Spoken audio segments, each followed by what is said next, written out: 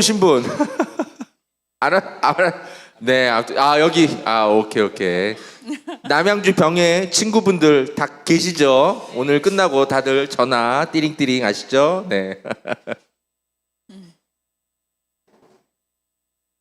시작했어요? 예. 안녕하세요, 여러분. 허재영 기자입니다. 반갑습니다. 네. 허문사라는 절에 세 번째 모십니다, 여러분.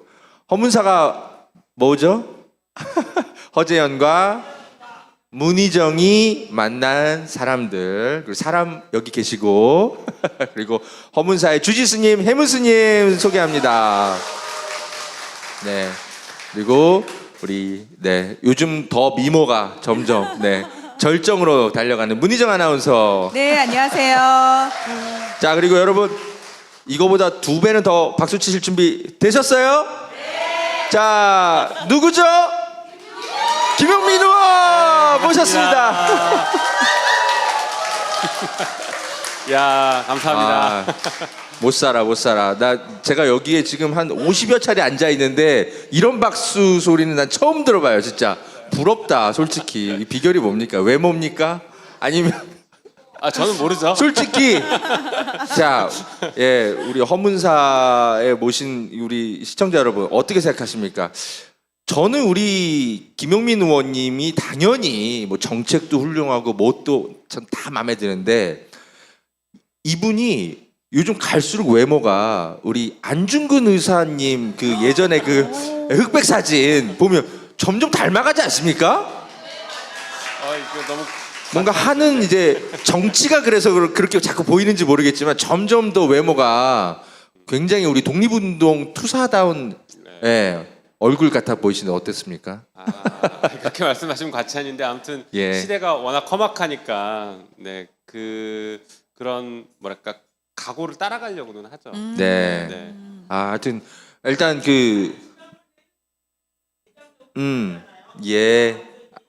알겠습니다. 조금 있다가 이제 끝날 때 다 질의응답 받을게요. 너무 감사합니다.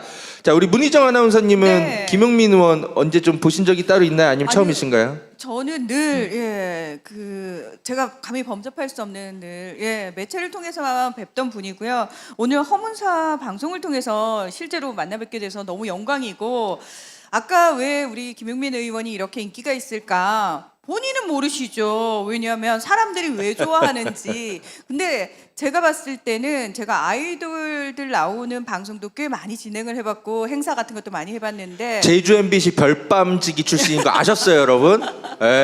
제주에 사실은 근데 그 아이돌들 말 그대로 이제 우리들의 아이돌인 거죠. 정치계의 우리의 아이돌인데 맞아요. 딴 걸 떠나서 진짜 시민들과 함께 생각하고 함께 행동하는 국회의원이기 때문에 많은 분들이 이렇게 환호를 보내시는 거죠. 그렇죠? 여러분 동의하십니까? 감사합니다. 뭐 차차 말씀 나누겠습니다만 정말 이렇게 시민들과 호흡을 열심히 하는 민주당의 의원도 사실은 드뭅니다. 보통은 이렇게 지역구 챙기기에 바쁘지 이렇게 여러 시민들을 이렇게 만나러 나오는 의원들이 별로 없어요.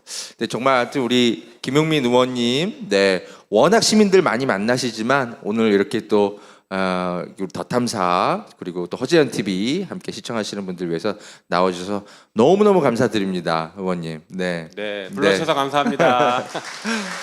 자, 약간 본격적인 시작 전에 약간의 광고 말씀 드릴게요. 이 방송은 유튜브 채널 허재연 TV를 통해서도 송출 중이지만 스튜디오 더 탐사 유튜브 채널로도 동시 송출 중입니다. 제가 왜 이렇게 말씀을 드리냐면 허재연 TV에만 오셔서 슈퍼챗 쏘시면 안 돼요. 더 탐사 스튜디오 이 공간을 운영하기 위해서는 여러분 그죠? 운영비가 듭니다. 그래서 우리 김용민 의원님 같은 또 훌륭하신 분들 계속 모시려면 이 공간에 운영비가 필요하니까 더 탐사 스튜디오 유튜브 채널도 혹시 아직 구독 못하신 분들 계시면 우리 허재연 TV 가족 여러분 많이 가서 구독해 주시고 약간의 운영비도 좀 모아주시면 감사하겠습니다.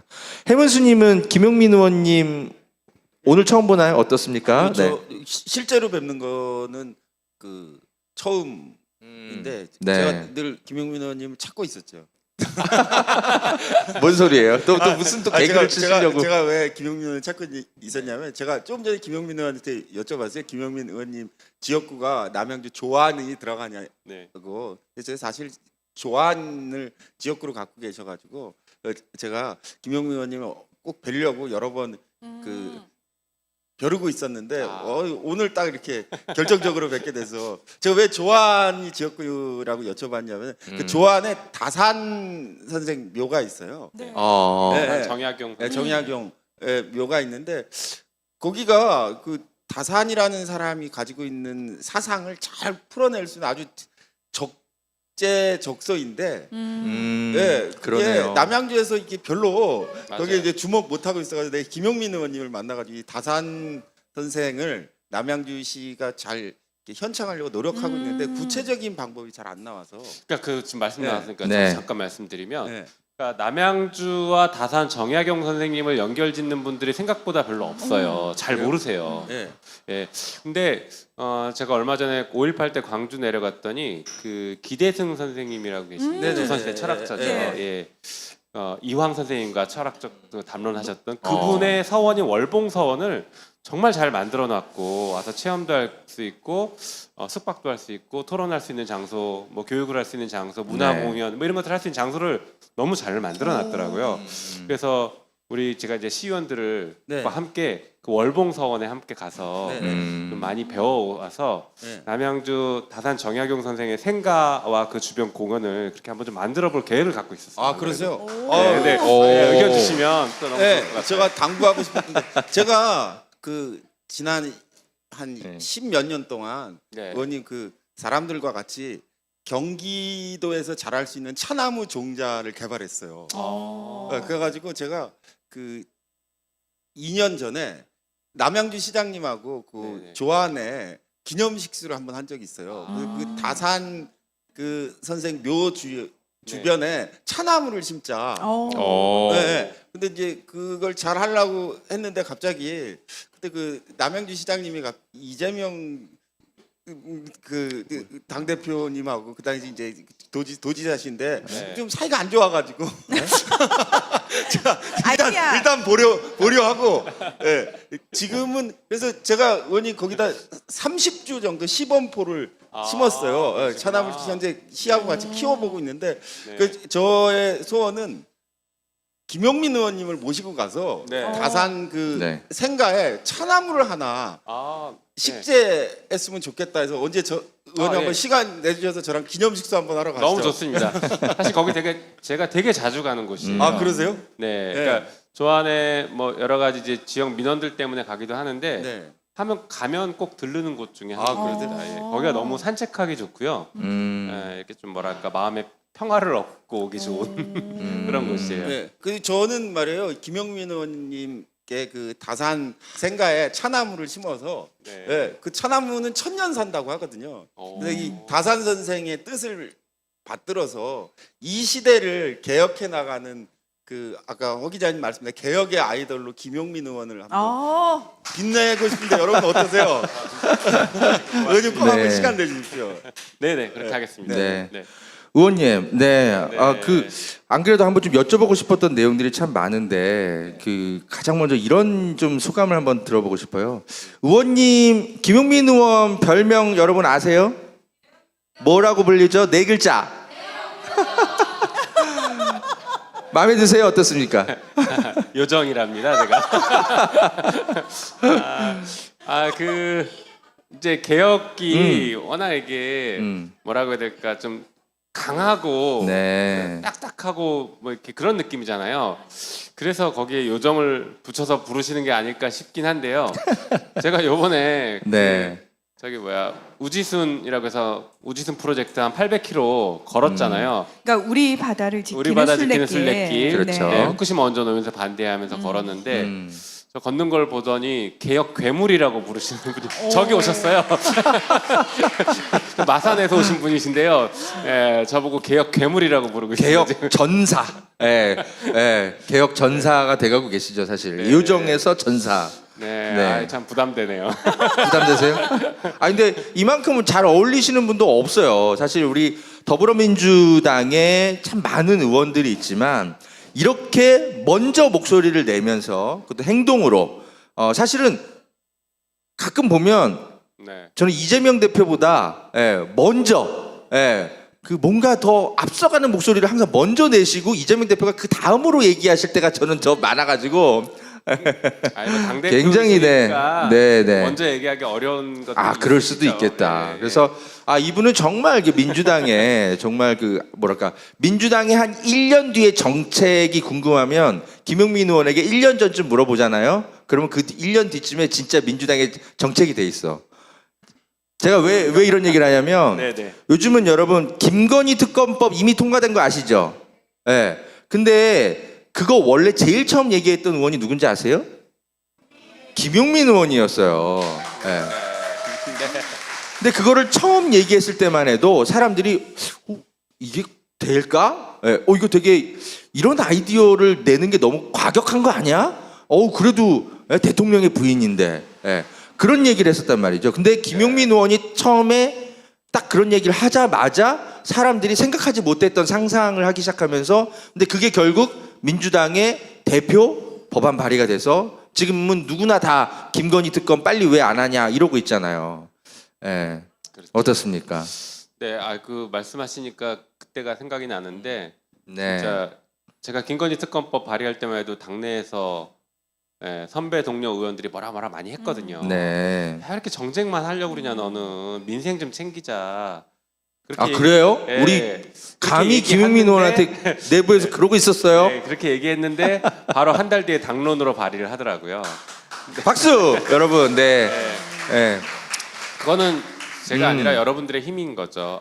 그렇죠. 국민들이 여기에 분노하고 있구나, 이건 진짜 해야 되는구나라는 걸 당이 이제 저보다 늦게 깨달은 것이고요. 네. 또 하나는 뭐 비슷한 시기였는데 제가 촛불 집회에 나가서 발언을 했잖아요. 네. 대통령 임기 5년 못 채우게 해야 된다 이런 발언을 하고 나니까 그때 또 엄청 욕 먹었어요. 당에서 진짜 너 왜 이렇게 못 참냐라고 했다가 그로부터 한 달도 안 돼서 민주당사 압수수색 들어왔잖아요. 네. 검찰이.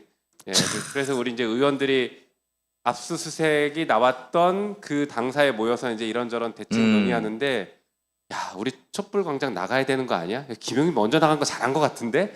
네가 맞는데? 이렇게 얘기를 또 바꾸시기 시작하더라고요. 그래서 그러긴 해요, 진짜. 네, 했어요. 이제 바꿔요, 진짜로. 굉장히 많이 이제 얘기했는데 네. 물론 이제 실제 행동에 옮기는 분들은 또 소수죠. 그래서 그런 답답함은 있긴 한데요. 네.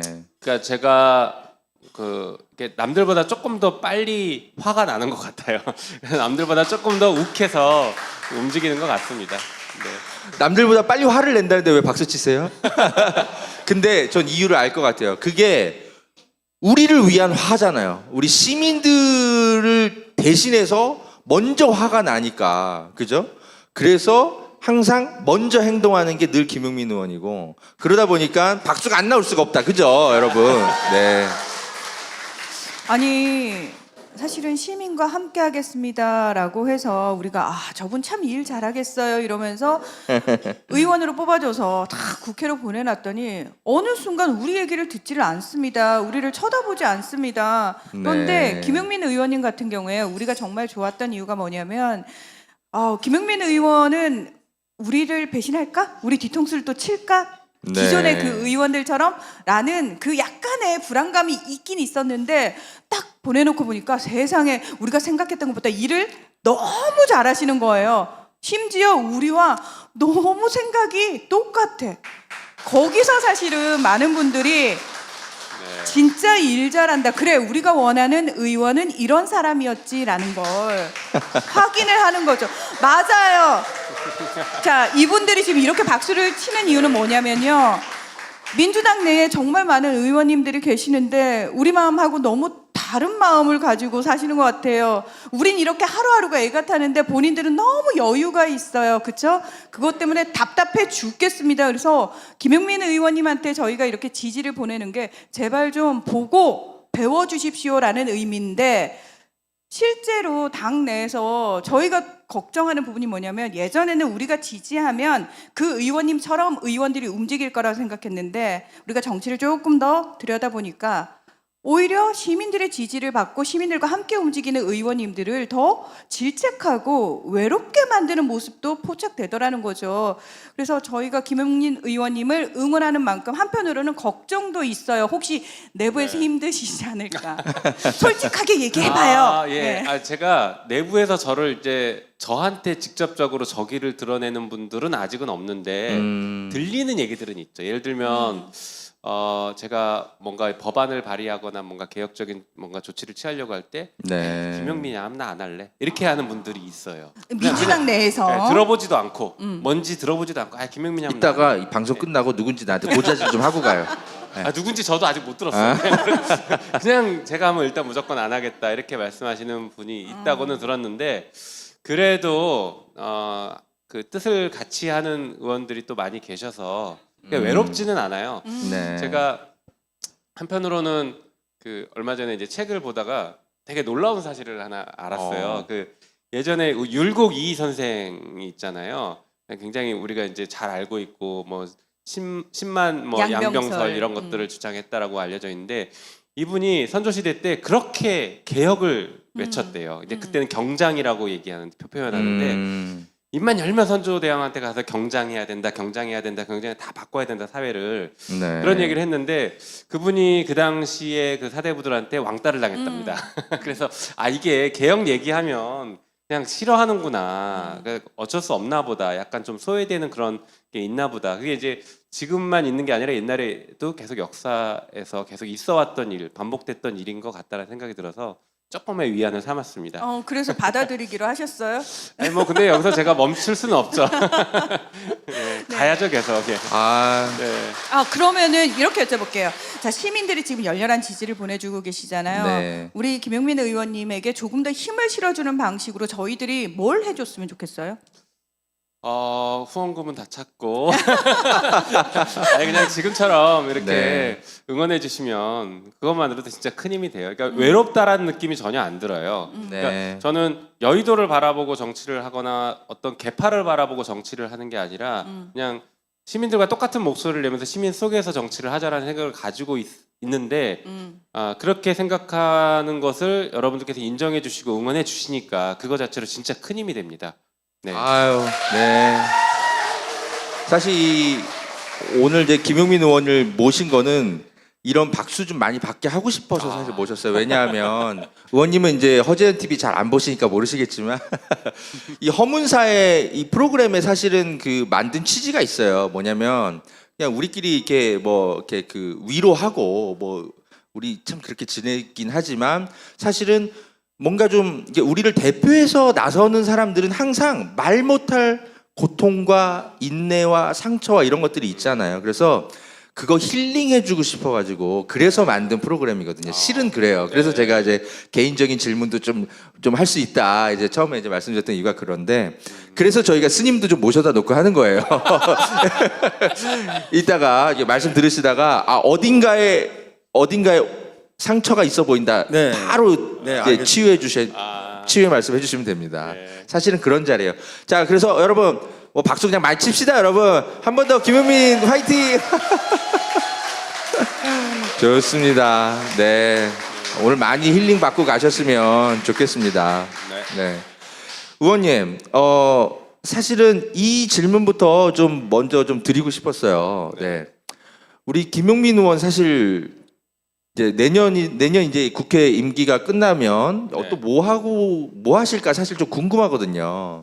설마 우리 곁에 계속 계셔 주실 건가요? 그러니까 네, 질문이 너무 어려운데요. 내가 하고 싶은 얘기 그거예요. 그거 두 글자 재선 예. 하실 겁니까? 네, 재선에 당연히 도전해야죠. 와, 박수. 네, 네.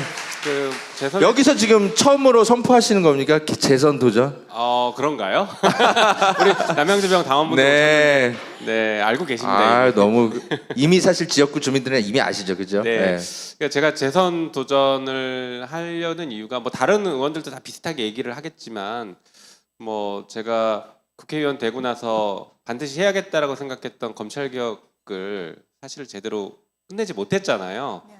그 절반쯤 혹은 절반에서 근처까지 가지 않았을까 했는데 이 정부 들어서서 다 원점으로 되돌려졌고 오히려 더 악화됐고 그래서 이런 것들을 보면서 좀 미완의 개혁들은 좀 해놔야 되는 거 아니냐 이런 생각을 좀 강하게 했습니다. 그래서 뭐 재선을 당연히 도전하는 것이고요. 아유, 그리고 또 우리 든든합니다. 지역구 계시니까 또 제가 남양주에서 하겠다라고 했던 여러 가지 약속들 아직 네. 다 못 끝낸 것들이 상당히 있거든요. 뭐 많은 것들도 좀 약속을 지키긴 했는데 못 끝낸 것들도 있어서 그런 거 발전 우리 여기도 마찬가지로 남양주이긴 한데 같은 남양주 발전 위해서라도 재선을 도전할 생각입니다. 많이 도와주십시오. 도와주실 거죠? 네. 우리 시민사회를 위해서라도 꼭 이런 의원이 남양주에서 좀 다시 한번 꼭 나왔으면 하는 저 개인적인 그런 바람입니다. 김용민 의원님을 바라보는 우리 시민들의 속마음 제가 적나라하게 표현해 드릴까요? 김용민 10명만 있어도 이미 문제 다 해결됐다. 아니 이게 너무 답답합니다. 그쵸? 예. 의원님, 네. 솔직히 이제 우리 유권자들 입장에서는 좀 이해가 안 되는 측면도 있었어요. 네. 그러니까 많아요. 네, 솔직히 많죠. 그래서 많아요. 우리가 지금 역대 지금 민주당의 의원 수가 지금 가장 많은 회기 아닙니까? 우리 그렇죠. 지금 우리 그죠? 맞아요. 예, 우리 건국에 지금 그래서 그리고 이런 개혁적인 의원들도 굉장히 많이 들어가 있고 분명히 우리 굉장히 많이 기대를 사실 했는데 물론 그럼에도 불구하고 절반의 검찰 개혁 뭐 여러 가지 많이 했는데도 불구하고 왜 우리가 기대했던 것만큼 솔직히 안 됐을까요? 뭐라고 좀 분석하십니까? 일단 사실 많이 안 됐죠. 저는 그게 이렇게 좀 생각되더라고요. 그 이제 뭐 나쁘게 얘기하면 우리 민주당 내 강력한 기득권 세력들이 복지부동하고 있는 이런 모습들이 이제 뭐 그렇게 있는 것이고요. 또 하나는 좀 좋게 해석하면 이겁니다. 한 번도 이런 의석수를 가져본 적이 없고 한 번도 개혁의 전면에서 우리가 주체로 이것들을 뒤바꿔야 된다라는 어떤 것들을 해보지 못했다. 그러니까 경험치가 없는 겁니다. 뭐 우리가 여당이었을 때에는 문재인 네. 정부 때에는 이렇게 압도적인 의석수를 가지고 있고 정권까지 가지고 있는 이 상황에서 이 의석수를 어떻게 활용할지를 몰랐던 거예요. 그리고 지금 야당이 돼서는 원래 야당이 하던 대로 그냥 막 입으로만 싸우면 된다라는 생각을 여전히 하고 있는 거예요. 힘이 있는데 힘이 있으면 그 힘을 쓸 생각을 해야 되는데 그 힘을 쓰면 안 된다 여전히 이렇게 생각하는 겁니다. 그러니까 우리가 여당일 때는 이런 얘기들을 많이 했어요. 선배 의원들이 야 우리가 지금 힘 있다고 힘 쓰면 나중에 우리가 소수당 됐을 때 감당 안 된다. 어떡하려고 그러냐 이 얘기를 해요. 맨날 듣는 이야기죠. 잠깐만 의원님 지금 그러셨나요? 고놈의 역풍. 고놈의 역풍. 그래서 제가 그때 정말. 그 선배들이랑 약간 논쟁하면서 이렇게 답변을 해봤거든요. 아니 우리가 지금 이 의석수를 가지고 할 수 있는 것을 해서 그걸로 정치적인 평가를 한번 받아보자. 아직 안 받아봤지 않냐. 그렇지 않습니까 여러분? 정말 잘하면 여러분들께서 또 다시 많은 의석수를 줄 수가 있어요. 근데 그 시도조차 안 하겠다 이렇게 얘기하는 건 전 좀 이해가 안 가더라고요. 그래서 제가 이렇게 뭐라고 해야 될까, 기존의 선배 정치인들의 문법과 달리 그래도 여러분들이랑 좀 비슷하게 생각을 네. 하고 할 수 있는 이유 중에 하나가 저도 오랫동안 시민 사회에서 비슷한 생각을 하고 비슷한 얘기들을 하면서 살아왔기 때문에, 정치한 지 이제 3년밖에 안 됐기 때문에 아직까지 똑같은 생각을 할 수밖에 없는 그런 사람이라고 저는 스스로를 또 그렇게 생각하고 있거든요. 그래서 그게 좀 가능했던 것 같고요.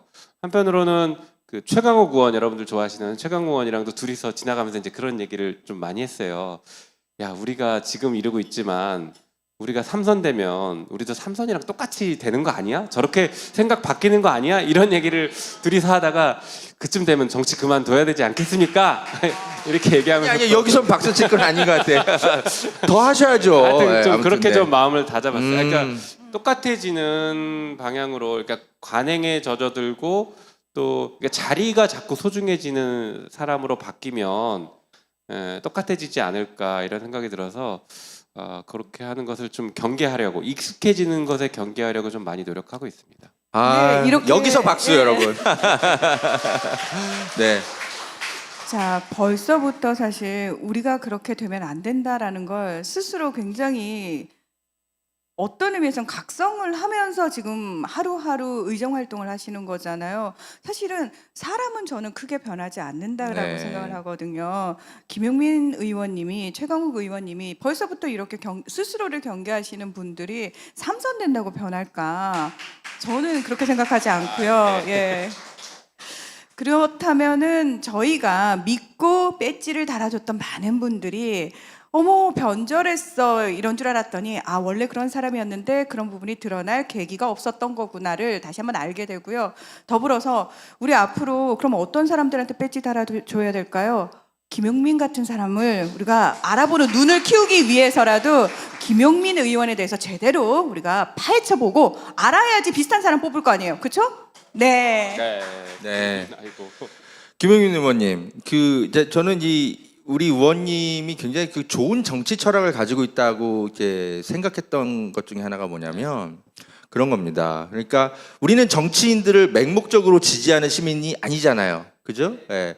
늘 어떻게 정치인들을 우리는 생각하냐면 우리가 원하는 정치를 약속한 대로 계속 이행해 줬을 때, 즉 조건부로, 예. 우리 시민사회를 배신하지 않는다라는 조건부로 사실 저는 개인적으로 늘 그렇게 지지하거든요. 네네. 근데 우리 김용민 의원님이 내가 지금은 이재명 대표를 지지하는 이유라고 한번 밝히시면서 네. 비슷한 표현을 한번 쓰시더라고요. 내가 소위 언론에서 얘기하는 뭐 친명계, 그래 뭐 내가 설사 그렇게 분류되더라도 좋다. 하지만 내가 친명계에 서는 이유는 단 하나다. 이재명 대표가 우리 시민사회가 염원해왔던 개혁적인 정치를 가장 앞장서서 하고 있는 대표가 현재로서는 맞기 때문에 그 옆에 서 있는 것이지, 그렇게 한번 표현하신 적이 있어서 아 이분 네. 참 올바르다. 예. 어떻게 생각하십니까? 네, 예. 그렇게 말씀을 자주 드리죠. 뭐 인터뷰할 때마다 사실은 이제 언론에서 저를 친명계 대표 의원으로 자꾸 넣으면서 하더라고요. 싸움을 네. 붙여요. 예. 그래서 뭐 친명계 김용민은 이렇게 얘기했고 비명계는 이렇게 얘기했는데 둘이 싸운다 뭐 이렇게 하는데 뭐 그 프레임도 저는 마음에 들지도 않지만 일단 저는 이제 개파를 형성하는 이 모습 자체가 민주당에서는 바람직하지 않다 이렇게 생각을 하고 있거든요. 그러니까 개파의 장점도 있겠지만 패단이 너무 큽니다. 가장 큰 패단은 개파의 보스가 하자면 그냥 그대로 따라가는 거예요.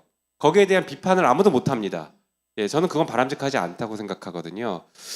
그래서 개파가 아니라 개혁을 위해서 혹은 정파 중심으로 어떤 선명한 정책 혹은 개혁 과제를 위해서 의원들이 합심하고 모여서 그것을 관철해내는 이게 전 더 중요하다고 생각하는 것이고 거기에 맨 앞에 지금 앞장서 있는 분이 이재명 대표라고 저는 생각하는 것이거든요. 그래서 이재명 대표의 개혁과 정치 철학에 적극적으로 동의해서 함께 한다. 저는 그렇게 생각하고 계속 정치를 하고 있는 것입니다. 너무 올바르죠. 사실 이게 우리의 민주주의 상식인데 왜 이 얘기를 이렇게 듣기 어려울까? 민주당의 다른 의원들한테 참 들을 때마다 그런 생각이 듭니다. 그래서 제가 허지연 TV에서도 항상 어떤 정치 이야기를 할 때 사람을 중심으로 한 개파 정치는 민주당에서 청산해야 되는 게 맞다. 하지만 가치를 중심으로 하는 의원들의 모임은 더 적극적으로 많이 있어야 된다. 저는 항상 그런 이야기를 하거든요. 근데 민주당에 보면은 다 무슨 뭐 누구 무슨 사람 그죠? 누구 대표에 따라서 무슨 개 하는데 사실은 그 예전에 철험회라고 기억나시죠? 예. 그게 사람을 중심으로 하는 모임이 아니고 개파를 그러니까 가치 중심의 모임인 거 맞죠? 네, 맞아요. 네. 전혀 아니죠. 그러니까 철험회의 구성원들을 보면 지금은 계속 언론에서 친명계라고 분류하는데 그러니까 어이가 없는 거예요. 그 그게. 전에는 제각각이었습니다. 뭐 이낙연계도 있고 뭐 정세균계도 있고 막 처음에 그렇게 분류했어요. 막 여러 분류를 하다가 지금은 이재명 대표가 당권을 잡은 이유는 무조건 그냥 이재명계로 언론에서 이렇게 분류하고 있는데 실제로 철험회 의원들은 그렇지는 않고요. 제가 말씀드린 것처럼 이재명 대표도 이 부분 못하면 우리가 지적해야 된다. 우리가 이거는 이재명 대표한테 반드시 얘기해야 된다. 그래서 이거는 이렇게 가야 된다. 이렇게 얘기를 하지 이재명 대표가 하는 게 반드시 옳고 우리는 무조건 따라간다, 동의한다 이렇게 얘기하진 않거든요. 그게 맞죠. 네. 네. 그게 또 민주당을 위해서도 그리고 시민 사회를 위해서도 바람직한 것이고요. 이게 당내에서 적어도 민주당 내에서는 하나의 정책이나 하나의 과제가 있으면 그걸 가지고 피 터지게 토론해야 되거든요. 토론하고 거기서 내려진 좋은 결론, 그것을 내가 비록 반대했더라도 내려진 결론을 또 따라가는 그런 것들도 필요합니다. 근데 지금 우리 당이 그게 잘 안 되고 있죠. 네.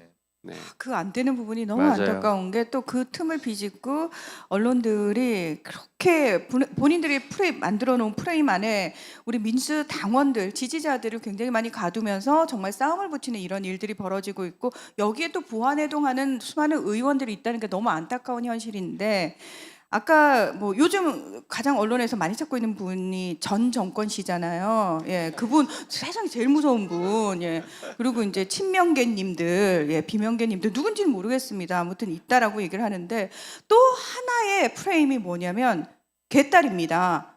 그러니까 김용민 의원님을 비롯해가지고 그들이 친명계라고 이름 붙인 그 의원들이 그렇게 강성 지지층인 개딸들의 어떤 지령을 받아서 움직이는 것처럼 이게 호도를 한단 말이죠. 그래서 그 뉴스만 보면 어머 개딸이 누군지 너무 무섭다라는 생각이 드는데 개인적으로 개딸들의 지령을 받으시나요? 만나본 적 혹시 있으신지? 예. 아 지령 참 재밌는 말. 아유 저는 그렇지는 않고요. 아니 뭐 개딸이라고 처음에 우리 그때죠 이제 대선 그 무렵이었고 그 다음에 검찰 개혁을 추진했을 때 그 무렵에 검찰 개혁을 적극 지지했던 신규 당원으로 가입했던 분들이 이제 그렇게 최초에는 좀 분류가 됐었던 것 같은데 지금은 사실은 그냥 개혁을 바라는 민주당원들의 자연스러운 목소리를 언론과 일부 의원들이 무조건 강성이다, 팬덤 정치다로 치부해 버리면서 거기서 자신의 정치적인 어떤 이런 이득을 얻는 방식을 자꾸 취하는 게 아닐까 싶어요. 그렇게 표현하고 그렇게 얘기하면 보수 언론이 잘 써주거든요. 사실 여러분들 뭐 아시겠지만 그동안 지금 최근에 이제 보수 언론에서 열심히 기사를 써주고 있는 상당수의 의원들이 그동안 있는지 없는지 존재감도 잘 없는 분들이 꽤 많았습니다. 그런데 지금은 존재감 최고예요. 그렇지 않습니까? 보수 언론에서 맨날 써줘요. 이재명 대표 예. 비난만 하면 갑자기 그러니까요. 전국区스타가 돼. 네, 그게 정치적인 이득이거든요. 아무도 몰랐던 국회의원에서 전 국민이 아는 국회의원, 심지어 지역에 가면 중도라고 자기가 봤던 사람들조차 이제 알아보는 의원이 된 거다. 이거 얼마나 달콤한 유혹이겠습니까? 근데 그게 굉장히 잘못된 정치이죠. 자기 당을 망가뜨리면서 당을 공격하면서 존재감을 부각시키는 것은 일종의 해당 행위라고 저는 봅니다. 그럴 거면은 당 밖으로 나가거나 아니면 국회에서 나가서 그냥 평론가로 활동하면 되죠. 평론가로서 객관적이다 이렇게 얘기하면 됩니다. 네. 맞습니다. 자, 이 정치인들이 요즘 텔레비전에 나와서 이재명 대표만 딱 비난하면 막 여기저기 막 그 종편의 패널들로 막 초청하기 시작하니까 뭔가 자신들의 가치를 유지하기 위해서 갑자기 정치인 모드가 아니고 평론가 모드로 돌변해. 그래서 정작 자기들이 책임을 져야 되는 당사자들인데 갑자기 감나라 배나라 민주당의 미래에 대해서 아니, 자기들이 책임져야 될 당사자들인데 갑자기 평론가 모드가 되는 참 그런 모습 정말 꼬불거리는데 자 민주당 내부 개혁 이야기가 좀 마침 이제 화제로 전환하는 것 같아서 이 얘기를 좀 아무래도 오늘 드려야 될 것 같습니다. 요 며칠 전에 이제 민주당 혁신위원회가 이제 그 어떤 고민의 결과물을 내놨습니다. 아마 여러분도 뉴스로 많이 보셨을 거예요. 핵심적으로만 요약하면 아마도 이제 대의원제에 대한 대대적인 개혁에 대한 어떤 주문을 한 것 같습니다.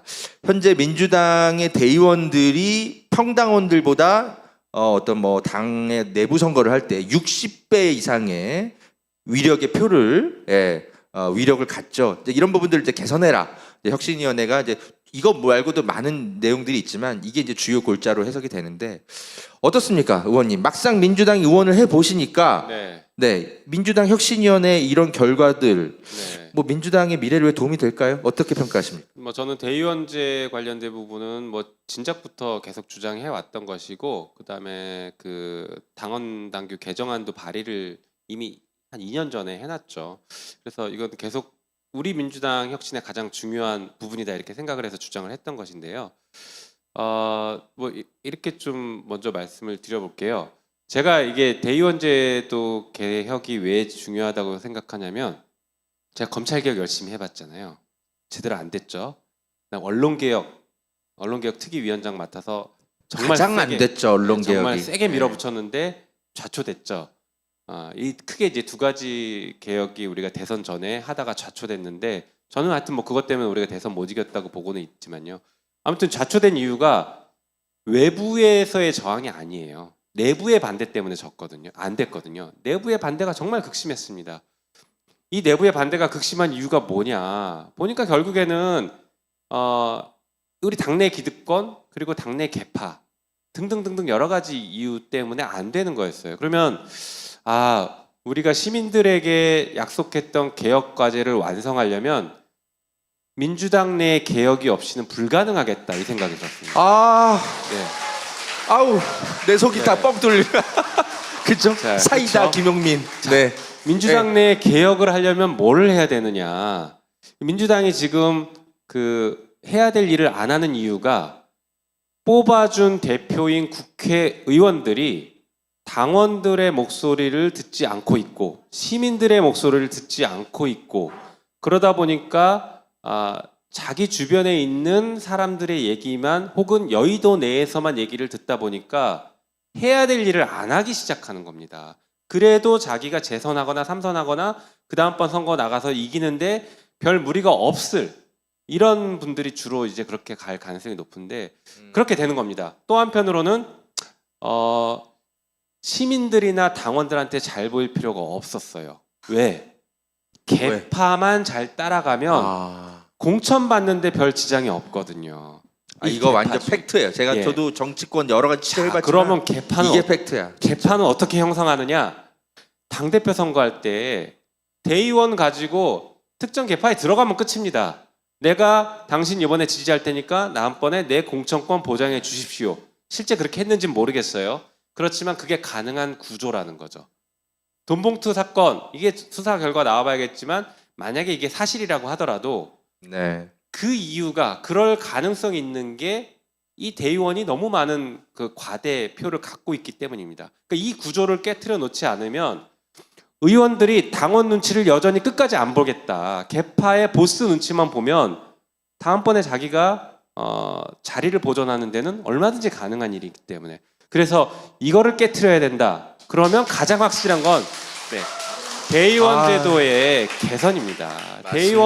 대의원과 당원 1인 1표로 가는 게 이 개파주의를 확실하게 무너뜨리는 것이거든요. 그래서 민주당이 시민들한테 사랑받고 신뢰를 회복할 수 있는 가장 근본적인 개혁은 민주당 내의 개혁이고 이 개파를 없애는 대의원 당원 1인 1표제로 가는 것이다 라고 생각해서 이거를 밀어붙였습니다. 저도 계속. 그래서 이번 혁신위의 개혁안 중에 가장 눈에 띄고 가장 중요한 개혁안이 저는 이거라고 생각해요. 또 한편으로 이게 조금 말이 안 되는 게 그거죠. 제가 어제도 기자회견 때 좀 말씀드리긴 했는데요.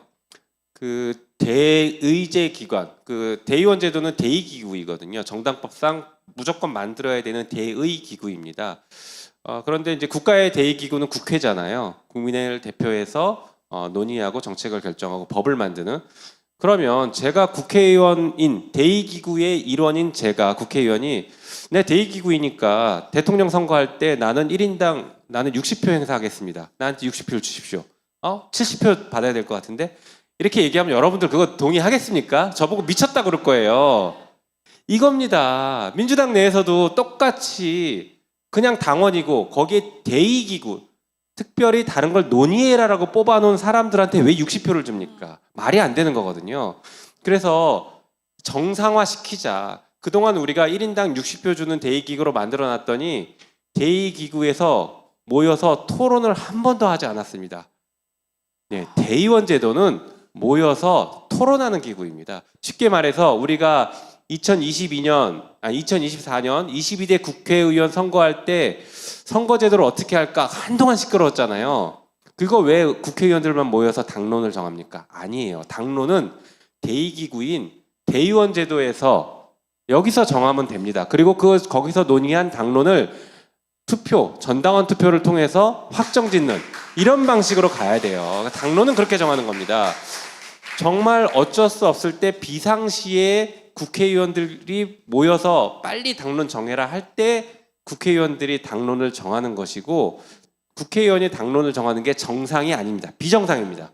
그래서 당론은 대의원들이 정하게 만드는 게 정상적인 정당의 구조이죠. 그래서 대의원 제도를 정상화시켜야 된다. 지금 그 김은경 혁신안이 나오니까 일부 뭐 국회의원들이나 네. 여기저기서 공격할 때 대의원 제도를 없애버렸다 이렇게 얘기합니다. 완전히 틀린 그거 얘기입니다. 팩트가 아니잖아요.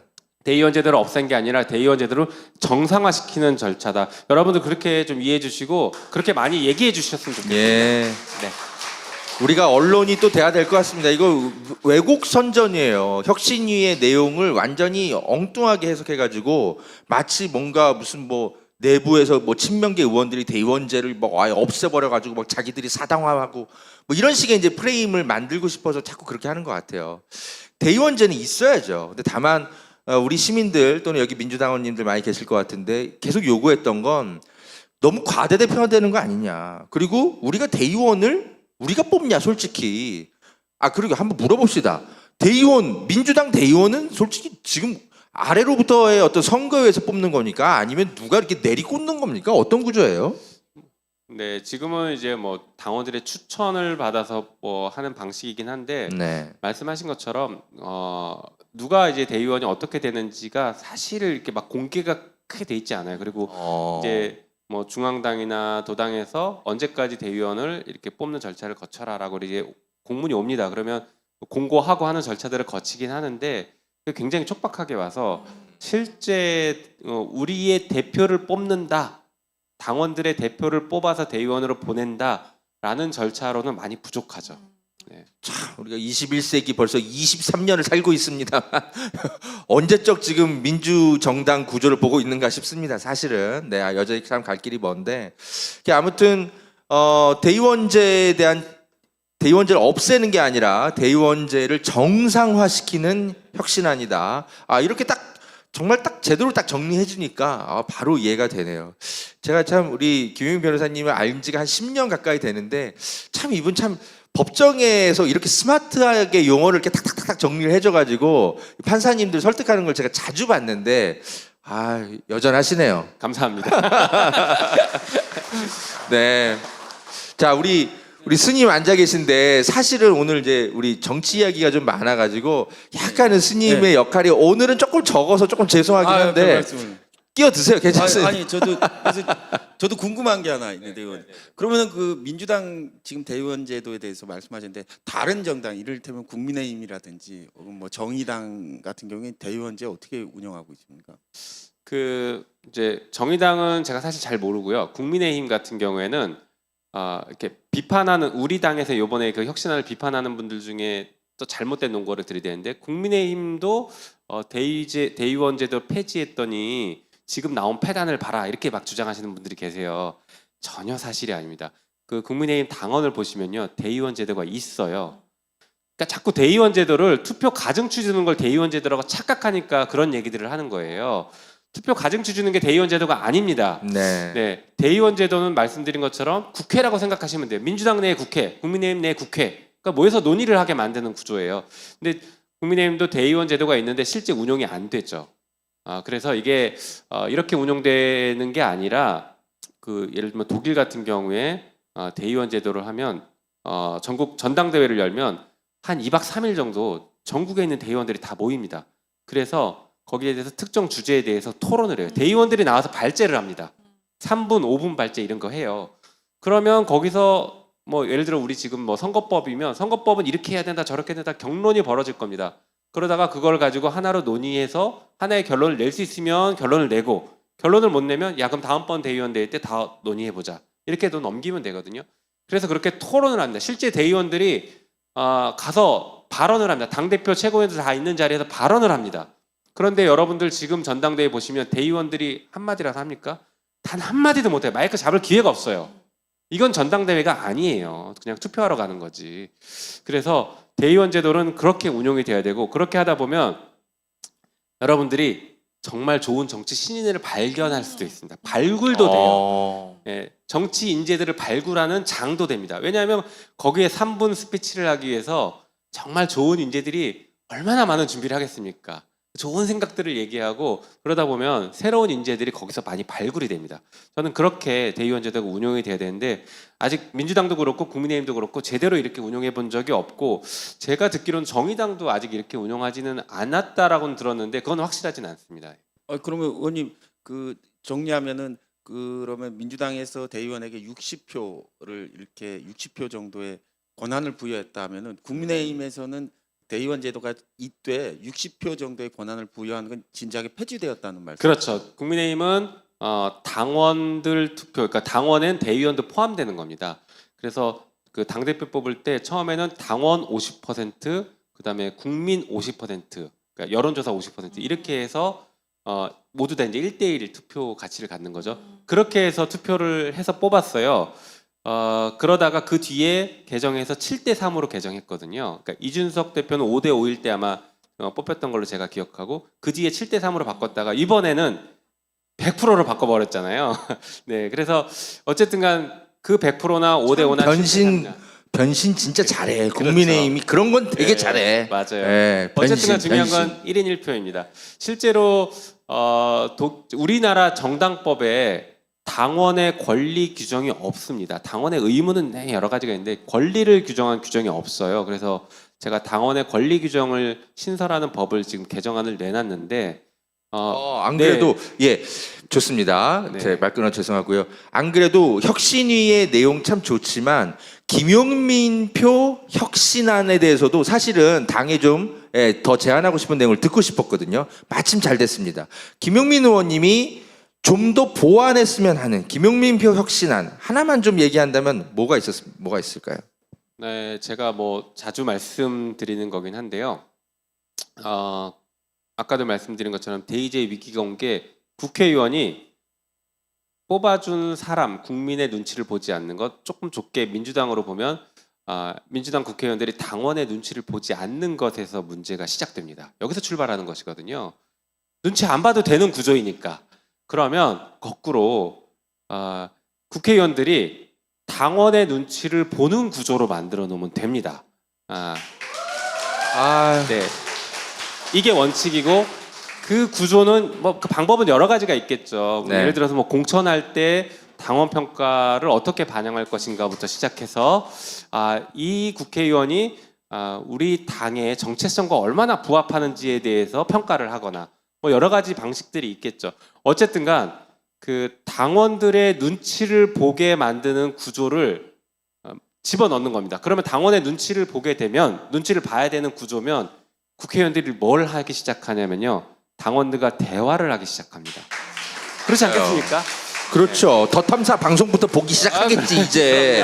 안 그래요? 네. 네. 당원들이랑 소통해야 당원들이 무슨 생각을 하는지 저분들이 나를 어떻게 평가할지 내가 어떤 평가 기준에 부합하게 행동을 하고 정치 활동을 해야 되는지 그걸 알기 위해서 대화를 시작합니다. 그러면 대화를 하면 지금 민주당은 이걸 해야 되는구나. 우리는 지금 이걸 해야 되겠구나. 이렇게 가거든요. 물론 그런 건 있죠. 그 민주주의에 이제 직접 민주주의가 오르냐 간접 민주주의가 오르냐가 이제 늘 이제 경론에 부딪히고 하는 것들이 있는데 때로는 국회의원이 생각했던 게 나중에 결론적으로 맞을 수도 있어요.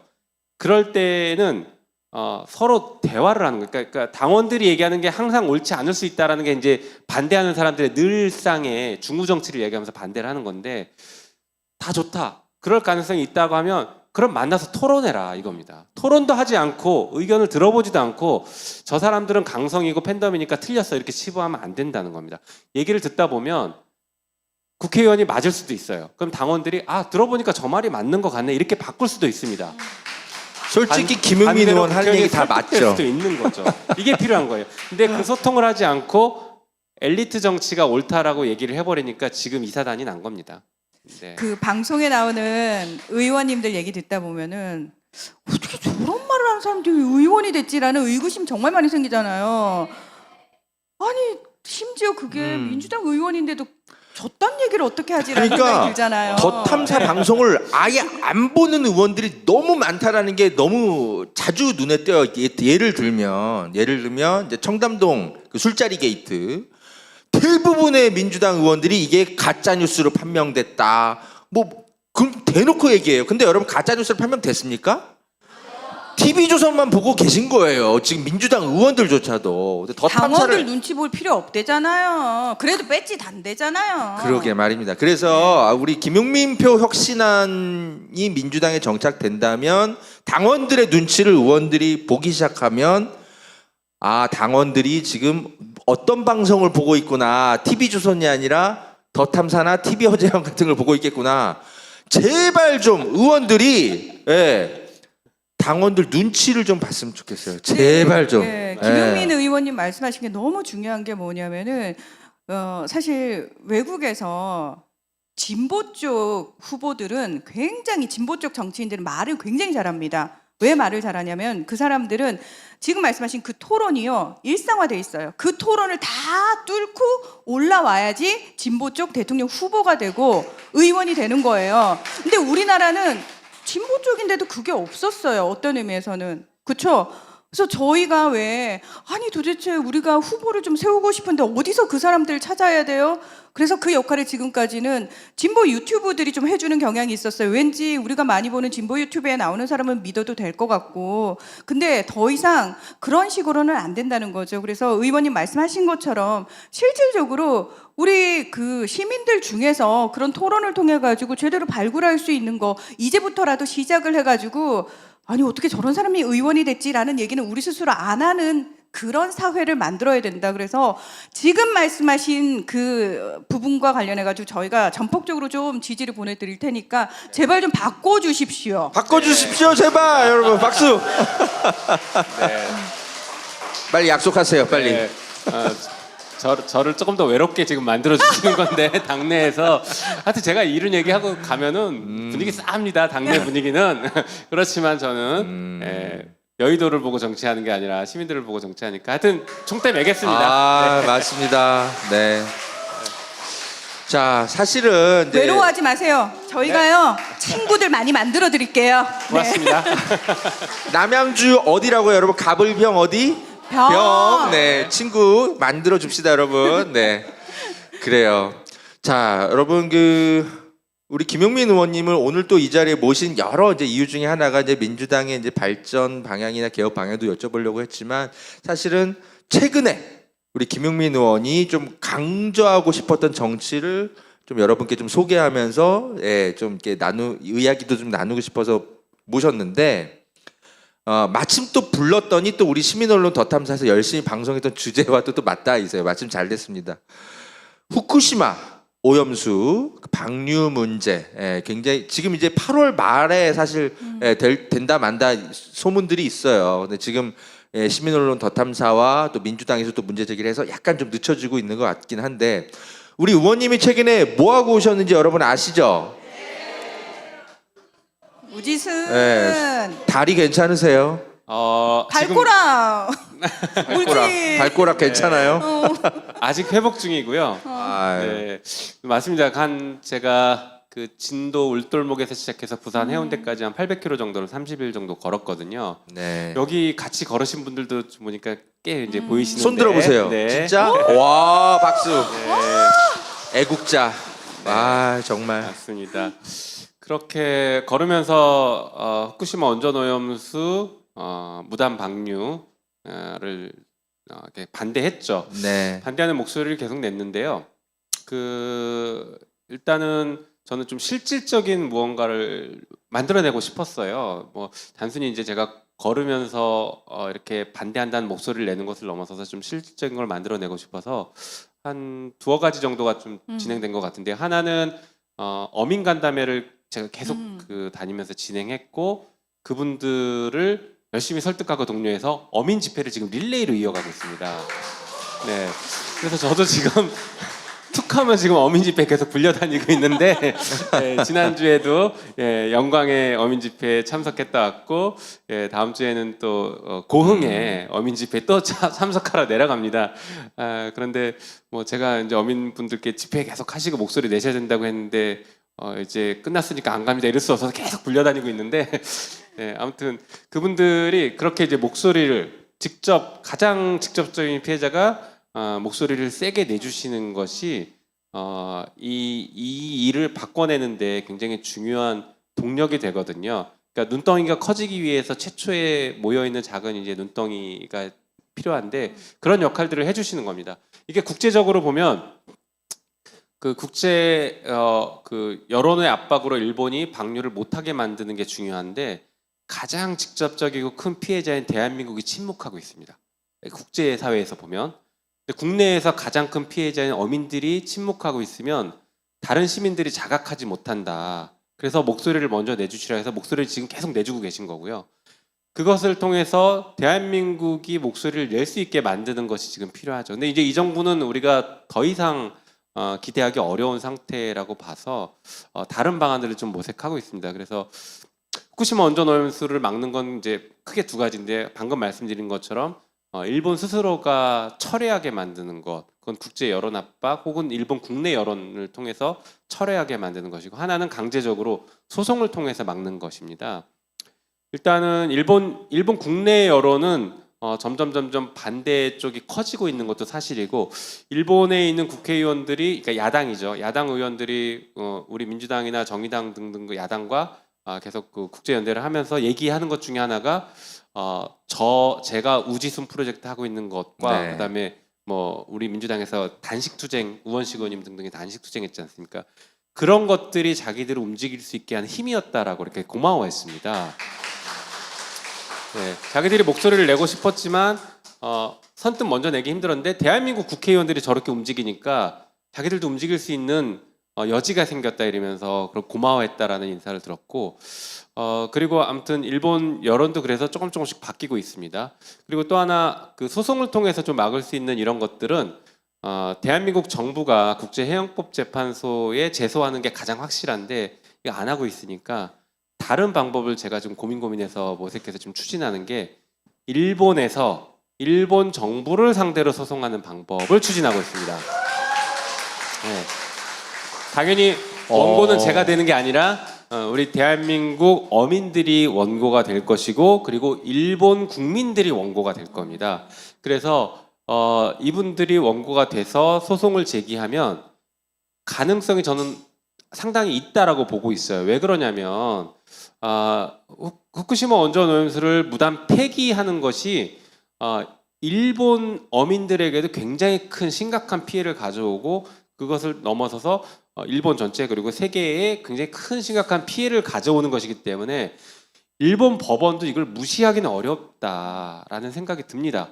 그래서 저는 실질적인 가능성이 있다라고 보기 때문에 이걸 열심히 추진하고 있는데 의외로 일본 어민들이 잘 안 나서고 있어서 좀 특이하죠. 일본 어민들이 잘 안 나서고 있어서 그 부분을 지금 뚫어내는 작업들을 열심히 하고 있습니다. 그러니까 갔다 와서 수면 아래에서 제가 또 열심히 지금 움직이고 있습니다. 역시 법률가다운 네. 해법을 우리도 미처 생각하지 못했는데 더 탐사 쪽에서도 네네 그런 네. 것들을 좀 통해서 그리고 그게 있죠. 저는 이게 우리 앞에 있는 우리 세대가 지금 처하고 있는 가장 심각한 문제라고 보고 있거든요. 다른 것들도 우리 앞에 굉장히 어려운 문제들 많죠. 네. 이 정부가 정말 무정부 상태로 만들어서 심각한 문제들이 많고 권력을 독점해서 그걸로 부패하고 있는 이런 것들이 심각한데 그거는 되돌릴 수 있습니다. 우리가 회복할 수 있어요. 회복 가능성이 있거든요. 그런데 원전 오염수는 회복 가능성이 없습니다. 되돌릴 수가 없어요. 그래서 저는 이게 지금 가장 심각한 문제다라고 생각하고 있습니다. 게다가 가장 심각한 민생 문제이기도 합니다. 그래서 민생 정당을 표방하는 민주당이 이거는 정말 모든 정치적인 역량을 다 동원해서 부딪혀야 된다, 싸워야 된다 그렇게 생각하고 있습니다. 제발 좀. 네. 참 우리 그 김용민 의원님이 그 이제 그 순례길을 걸어 주실 때 한참 그 시기에 우리 더 탐사 그 저도 포함해서 저 마닐라 한번 다녀왔죠. 아시나요? 네. 우리 그 IAEA 막 뒤쫓아 다니느라고 저도 하여튼 바빴는데 아무리 우리 시민 사회에서 이 문제를 아무리 우리가 이슈화하려고 해도 정치권에서 같이 떠들어 주지 않으면 이게 정책으로 연결이 안 되고 허재영 기자도 그렇고 권지영 기자도 그렇고 아무리 그 IA 그 그로시 사무총장도 제발 좀 한번 만나려고 그렇게 쫓아다녀도 우리는 만날 수가 없지만 하지만 민주당 의원님들은 그죠? 만날 수 있잖아요. 만났었죠. 예. 만났었죠 심지어. 그래서 민주당에서 함께 제발 좀 이것을 의제화했으면 했는데 우리의 마음을 마침 또 읽은 것처럼 또 김영민 의원님이 또 마침 또 그렇게 시민들과 함께 순례길을 또 다니시면서 그런 걸 또 이슈화해 주시는 모습이 얼마나 감사했는지 몰라요. 네, 실제로 이제 어민들 간담회 할 때도 네. 그 보도하셨던 것들을 좀 많이 인용했어요. 정말요. 더 탐사 보시는구나. 네. 아, 네, 여기서 확인됐습니다. 네. 그리고 또 하나씩 보내주시니까 이거 봐야 된다고. 사실 좀 네, 개인적으로 연락도 좀 하고. 네, 그래서 제가 잘 인용하고 정말 또 도움이 많이 됐습니다. 그리고 제가 그 어민 간담회 이제 되게 많이 하고 집회도 많이 참석했는데 그 전라도 쪽 그러니까 민주당 지지세가 강한 곳에서는 뭐 당연히 뭐 이제 부드럽게 잘 진행이 됐겠죠. 근데 경상남도를 넘어갔을 때 진짜 분위기 험악했거든요. 예를 들어서 그 뭐 남해군에서 그 집회 어민 집회가 있는데 제가 이제 참석했어요. 네. 초대받지 않았지만 참석을 했죠. 그랬더니 저한테 발언 기회를 안 줍니다. 국회의원이 왔는데도 발언 기회를 안 줘요. 예. 그리고 나서 끝까지 그래도 있고 어민 집회 끝까지 있고 그때 그 비도 되게 많이 오는데 끝까지 이제 어민 집회 있고 나서 어민 집회를 주도했던 분들이랑 잠깐 차를 마시면서 얘기를 했는데 네. 그분들이 제 진정성을 거기서 좀 이해를 하신 것 같아요.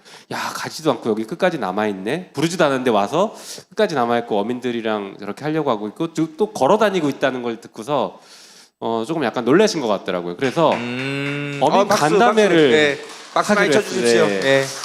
박수 받아야 돼요. 네. 정말 고생 그래서 많으셨어요. 원래 예정에 없던 어민 간담회를 잡았습니다. 남해군 어민분들께서 저 정도 그 진심이면 우리 간담회 하자. 그래서 어민 간담회를 해서 지금 방금 말씀하셨던 IA 사무총장 얘기부터 시작해서 여러 가지 얘기들을 좀 했고 또 경남 사천에서 어민 간담회를 했는데 여기선 정말 제가 1시간 반 간담회 하면서 1시간 10분 동안 욕을 얻어먹었습니다.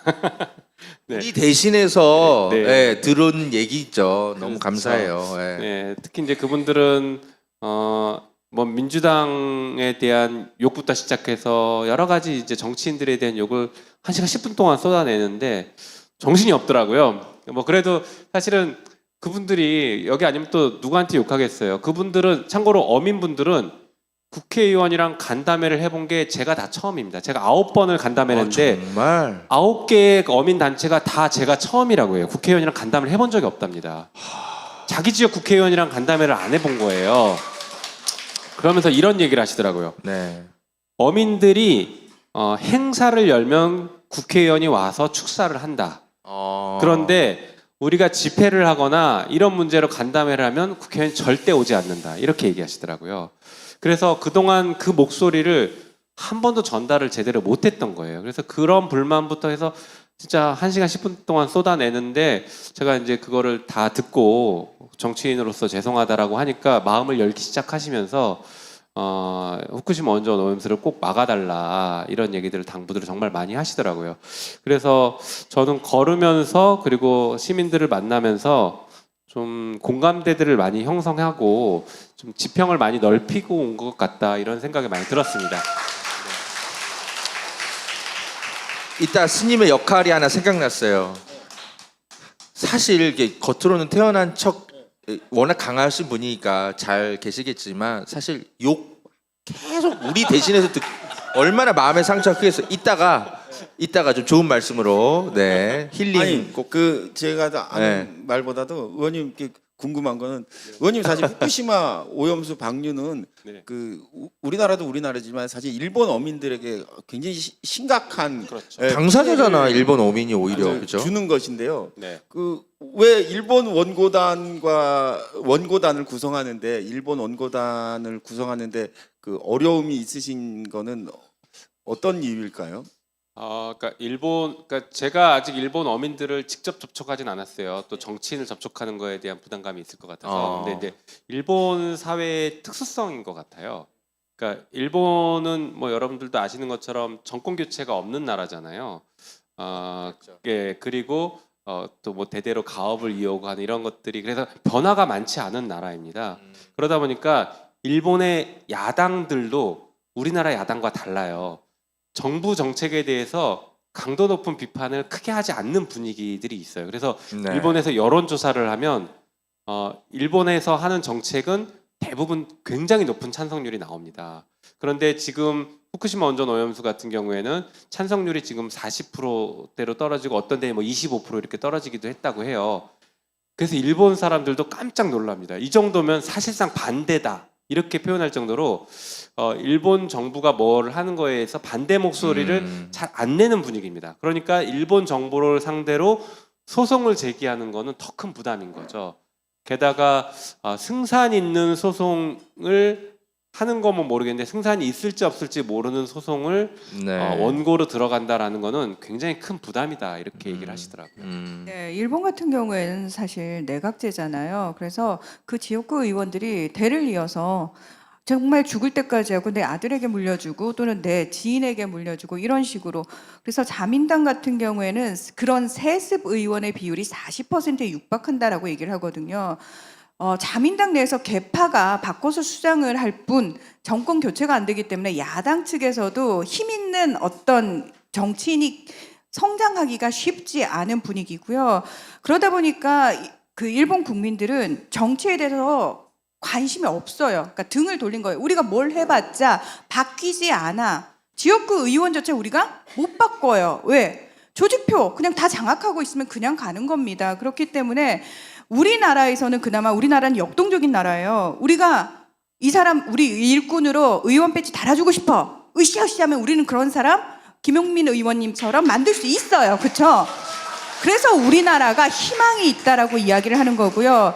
일본의 여론이 바뀌게 된 이유가 뭐냐면은 일본은 자민당 내에서 일본 그 언론들을 향해서 보도 지침까지 내리는 나라입니다. 일본 언론도 사실은 제대로 된 언론이라고 볼 수가 없는 상황이고 그런 상황에서 우리나라의 정치 상황을 사실은 윤석열 정부를 옹호하는 그런 논조의 기사들을 내보내는 과정에서 계속해서 반대 목소리를 내는 것이 일본 언론에도 보도가 되는 거예요. 그래서 그걸 본 일본 사람들이 한국 내에서 반대 여론이 이렇게 높아를 알게 되면서 그 문제를 알게 된다라는 겁니다. 일본 정부가 크게 이 핵폐수 폐기와 관련해서 얘기를 하지 않았어요. 하지 않습니다. 그래서 대다수 일본 사람들이 모르다가 한국 내 정치 상황 얘기를 들으면서 반대 여론 얘기를 들으면서 맞아요. 관심을 가지게 되고 반대 여론이 높아진 거거든요. 자, 그렇다면 우리가 결국 할 건 뭐다? 우린 일본 정치까지 바꿔야 돼요. 일본 시민들까지 움직여야 돼요. 그러려면 더 많이 김용민 의원님한테 힘을 실어주고 반대 목소리를 내야 돼요.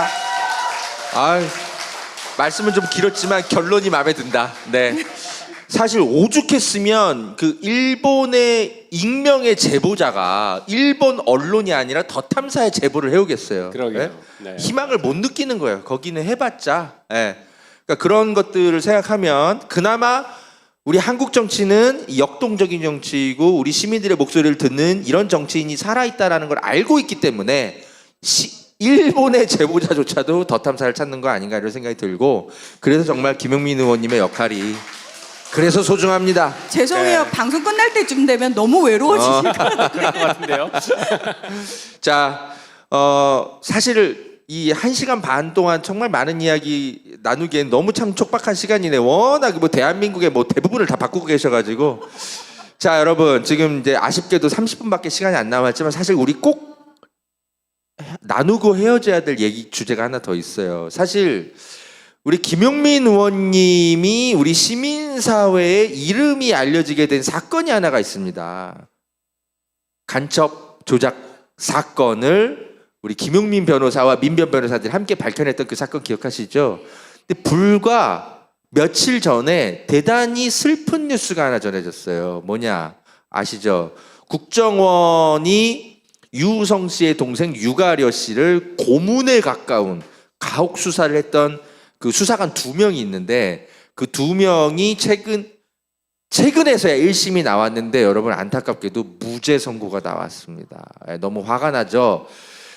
사실 간첩 조작 사건은 많이 밝혀냈음에도 불구하고 사실은 여전히 현재 진행형인 사건입니다. 그거를 이제 우리 김용민 의원님이 사실 밝혀내는 참 훌륭한 역할을 하셨고 앞으로도 더 하실 일이 많은데 이 주제를 좀 이야기 안 할 수가 없겠죠. 네, 근데 이 이야기는 또 다른 사실 초대 손님을 한 분 더 제가 일부러 불렀어요. 여러분 유우성 씨 옆에 와 있거든요. 올라오세요, 유우성 씨. 자리를 우리 김용민 의원님 옆자리로 제가 잠깐만 옆으로 가고 유우성 씨가 이 안으로 들어오세요. 유우성 씨 박수 좀 쳐주시겠습니까, 여러분? 네, 바쁘신데 잠깐 불렀습니다. 잠깐만 유우성 씨도 함께 대화 나누겠습니다. 두 분 얼마 만에 보세요? 얼마 안 됐죠. 자주 또 보시는군요. 아니 우지순에 또 왔어. 함께 맞아. 걸었어요. 네. 맞아요, 그렇죠. 소개해 주세요, 우리 유우성 씨. 인사해 주세요. 왜? 서울시 공무원 간첩 조작 사건 피해자 유우성입니다. 안녕하세요.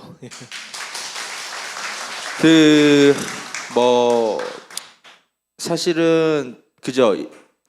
아직도 피해자예요. 왜냐하면 명예회복이 됐다라고 여러분은 생각하시지만 그죠? 그냥 무죄만 밝혀졌을 뿐이에요. 근데 유우성 씨는 그때 서울시 공무원이었잖아요. 그죠? 여전히 공무원으로서의 지위가 회복이 안 되고 있고 사실 지금도 고통받고 있어요. 그래서 사실 여전히 할 일이 참 많습니다. 우성 씨, 어떻게 유가려 씨에 대한 그 국정원 괴롭힘했던 수사관들이 그렇게 이제 무죄 판결이 났는데 그날 유가려 씨는 좀 어땠습니까? 사실은 가려 사건이 끝나가지고 가려한테 전화를 못했어요. 이걸 뭐라고 어떻게 설명해야 될지. 왜냐하면 저희들은 그런 결과를 단 한 번도 생각해본 적 없거든요. 왜냐하면 앞서 10년 전에 형사 사건에서 판결문에 이미 국정원 안에서 이제 부당하게 수사하고 가혹행위가 있었다고 판결문이 명시되고 그게 대법원까지 확정된 부분이고, 그리고 문재인 정부가 들어와서 이제 과거 수사라든가 이제 여러 이제 수사 과정에서 국정원 내 수사관들이 가혹행위가 있었다고 그 근거에 그쳐야 가지고 사실은 검찰이 공소권을 남용한 검찰이 제대로 수사를 안 했어요. 국정원 일단은 수사관들에 과거 대해서. 수사를 해서 문제가 있다 해가지고 그 내용을 가지고 저희들이 고소를 해가지고 이게 기소가 된 부분이거든요. 근데 참 재판하는 동안에 저는 세상에 재판을 이렇게 해도 되는구나 하는 거를 처음, 검사가 일단은 1심 재판을 3년 넘게 했습니다. 3년 넘게 했고. 기가 막히죠, 여러분. 예, 기간. 네. 아니 무슨 엄청나게 복잡한 사건도 아닌데 3년을 끌었어요. 아주 증거가 명확하고 한 사건인데도 불구하고 판사가 사건을 진행을 안 합니다. 그러다 보니까 3년이라는 시간을 걸렸고요. 네. 그 3년 동안에 검사가 6번 바뀝니다. 검사가 올 때마다 사건을 몰라요. 모르는 게 아니라 제가 볼 때는 그 사건을 본인들이 깊이까지 알려고는 안 하더라고요. 심지어 이 사건에서 저희 변호인단 양승봉 변호사님이나 이제 장혁 변호사님이나 김진경 변호사 여러 변호사님들이 이 사건을 계속 팔로잉 안 할 수가 없는 게 검사가 일을 제대로 안 하고 증인 신문할 때 그 증인 신문한 그 내용까지 저희들이 준비해서 검사한테 갖다 바쳐야 돼요. 네, 아무튼 이 자세한 이 사건의 경위는 저희 리포액트 이제 기사로 많이 이제 또 전달해 드리겠습니다. 그러다 보니까 그러니까 판사도 2번 바뀌고, 그러니까 그 오랜 시간 동안 진행됐던 그 판사는 최후 변론을 남겨놓고 가버리고 새로운 판사는 최후만 변론만 듣고 기각 판결을 내는데요. 저희들은 참 너무 힘들더라고요. 이게 현실이라는 게 너무 힘들더라고요. 그래서 좀 저희가 계속 이렇게 좀 어려운 가운데서도 이렇게 피해자 유우성 씨를 계속 여러분께 계속 이렇게 소개해드리고 이런 이유가 있습니다. 이게 여전히 끝나지 않은 사건이에요. 많은 사람들이 이제 10년이나 지났으면 된 거지 그만 좀 해라 또 이렇게 생각하실 수 있는데 그렇지 않습니다. 김용민 의원님, 네. 이번 판결 보셨죠? 혹시 네네. 바쁘신 가운데서도 좀 어떻게 네. 보셨습니까? 네. 이게 이제 대표적인 국가폭력이고 법원의 판결에 의해서 국가폭력이 확인된 사건이거든요. 지금 국정원 직원 수사관 2명 기소 얘기했지만 그 앞전에도 굉장히 많은 사람들이 기소됐고 실제로 처벌까지 받았던 사건이기 때문에 국가폭력이 여러 판결에 의해서 확인된 사건입니다. 그렇다라고 하면 지금 이제 이번 판결에서도 그 국가폭력의 가장 실질적인 집행자들이 2명이 재판을 받았기 때문에 좀 명확하게 확인을 해주고 이런 그 불행이 다시 반복되지 않게 법원이 막아줘야 되거든요. 한 번이라도 맞아요. 제대로 처벌받으면 국정원 직원들이 다시 이런 일 벌이기 되게 어렵습니다. 처벌을 받았기 때문에. 그래서 이런 것들 일벌백계를 하는 것들을 법원이 하는 게 의무였는데 그런 중차대한 의무를 좀 방기한 것 아닐까 이렇게 생각이 들어요. 또 한편으로는 이 사건이 아까도 뭐 확정 판결도 있었다고 하는데 이게 제보 편지가 있었거든요. 국정원 직원이 저에게 예전에 제보 편지를 하나 보냈는데 익명으로 거기에 보면은 이 지금 방금 말했던 이 2명을 증언 연습을 시켰고 그다음에 위장 사무실을 만들어서 검찰 압수수색에 대비했다 이런 얘기들이 나왔거든요. 그래서 그래요? 저한테 안 알려주셨어요. 아니요 예전에 제가 기자회견까지 했던 제가 그래, 나중에 한번 드릴게요. 기억이 안 나. 그 제보 편지대로 실제로 검찰이 그 뒤에 수사를 많이 했고 상당 부분 또 밝혀낸 것들이 있거든요. 그래서 그 제보 편지의 신빙성이 상당히 높았는데 그런 내용들이 이번에 판결에 제대로 반영되지 않고 오히려 증거로 제출도 안 했을 거예요 아마 검찰이. 그렇죠. 예. 오히려 피해자인 유가려가 거짓말한 것처럼 그 사람의 말을 믿을 수 없다라고 판단한 것은 피해자를 2번 죽이는 것이거든요. 그래서 매우 부적절한 판결이지 않았을까 이렇게 생각이 듭니다. 그러니까 당연히 그 김승훈 판사도 문제고요. 그분이 사실 또 알고 봤더니 국정원 근무 이력이 있는 판사더라고요. 신기하게도 하여튼 그 사람을 또 판사로 앉혀놨다가 선고만 앞두고 어딘가로 딴 데로 이제 도망갔다는 표현을 쓸 뻔했어 제가. 전근을 갔습니다. 제가 볼 땐 도망간 것 같습니다. 아무튼 그래서 그런 일이 벌어졌는데 이런 제보가 있고 뭣도 있고 했는데 어떻게 판사가 그럴 수 있냐 여러분 생각하시겠지만 판사도 저는 책임이 매우 크지만 사실은 검찰이 판결을 농단할 수 있는 구조가 있습니다. 뭐냐면 그러니까 이거를 유죄를 입증할 만한 증거를 판사한테 일부러 제출을 안 하는 것들이 너무 많이 보여요. 이번에도 그런 식으로 재판이 진행되지 않았습니까? 예, 이제 변호사님들이 이제 그 기소할 때 그 기소 내용부터 잘못됐다고 저희들은 청문회 판단. 왜냐하면 너무 명확하게 유가려가 이제 그 국정원에서 조사받을 때 네. 그 앞뒤라가 이제 종이를 붙여가지고 뭐 이제 이름을 쓰고 그 이제 북한 이탈 주민들한테 다 보이고 막 끌고 다니고 이런 것들이 사실은 너무 많은 사람들을 보고 있었으니까 이거는 또 본인들이 그래요. 인정했던 부분이니까 네. 너무 명확하게 쓰는 거죠. 그런 부분은 다 뺐어요. 다 빼고 빼더라고요. 오직 네. 그 사람들이 볼지 못한다. 때렸다. 뭐 때렸으니까 네. 처벌받아야 된다. 근데 그 때린 건 누굴 봤나? 본 사람이 없다. 그 때린 거에 대해서는 당사자 진술밖에 없다. 이렇게 얘기하거든요. 사실 그 때린 걸 보지 못했지만 그 때린 부분이고 맞아서 얼굴이 이제 퍼렇게 되고 빨갛게 된 부분은 거기 같이 있던 북한 이탈 주민이 봤어요. 다 봤죠. 실제로 이 재판에 예, 나와서 맞습니다. 진술을 했어요. 근데 판사가 10년 전 일을 그렇게 기억할 수 없다고 그 진술을 신빙성 없다고 난리더라고요. 진짜 그렇게 할 수도 있습니까? 예. 진짜. 그러니까 이제 검사 얘기 나와서 제가 하나 꼭 짚고 넘어가야 될 것 같은데요. 이게 원래는 국가보안법상 무고날조죄, 그러니까 사건을 조작한 범죄로 처벌을 해야 되는 사안입니다. 그러면 간첩죄로 기소했잖아요. 그럼 간첩죄의 동일한 법정형, 사형 무기 7년 이상으로 처벌을 해야 되는 사건입니다. 그러니까 국가보안법을 적용했어야 되는데 검사가 국가보안법을 적용하지 않았죠. 또 한편으로는 제 기억이 맞다라고 하면 이 사건을 기소한 검사가 정진웅 검사거든요. 정진웅 이름 많이 들어보지 않았습니까? 예. 잘 예. 기억이 안 나요. 한동훈 검사의 휴대폰을 압수수색해서 독직 폭행으로 기소됐죠. 일단 그 사건에서는 우리가 정의로운 검사로 기억하고 있는데 검찰 조직의 한계가 이렇습니다. 사안마다 이 사건에서는 이렇게 판단하고 이 사건에서는 이렇게 가고 결국에는 검찰 조직의 큰 뜻을 거스르지 않고 보호하려고 하는 그런 모습을 계속 지속적으로 보여주는 게 태반이거든요. 제가 이제 검찰 과거사위원회 위원을 했었잖아요. 그때 등장하는 여러 가지 사건 중에 한 사건은 피조사자이고요. 똑같은 검사가 한 사건은 참고인으로 우리한테 유리한 진술을 해줘야 되는 사안, 이런 사람들이 막 나옵니다. 그래서 이게 검찰의 어떻게 보면 개인의 성향이 아니라 검찰 조직의 문제이고 검찰의 민낯이다, 이렇게 좀 볼 수 있습니다.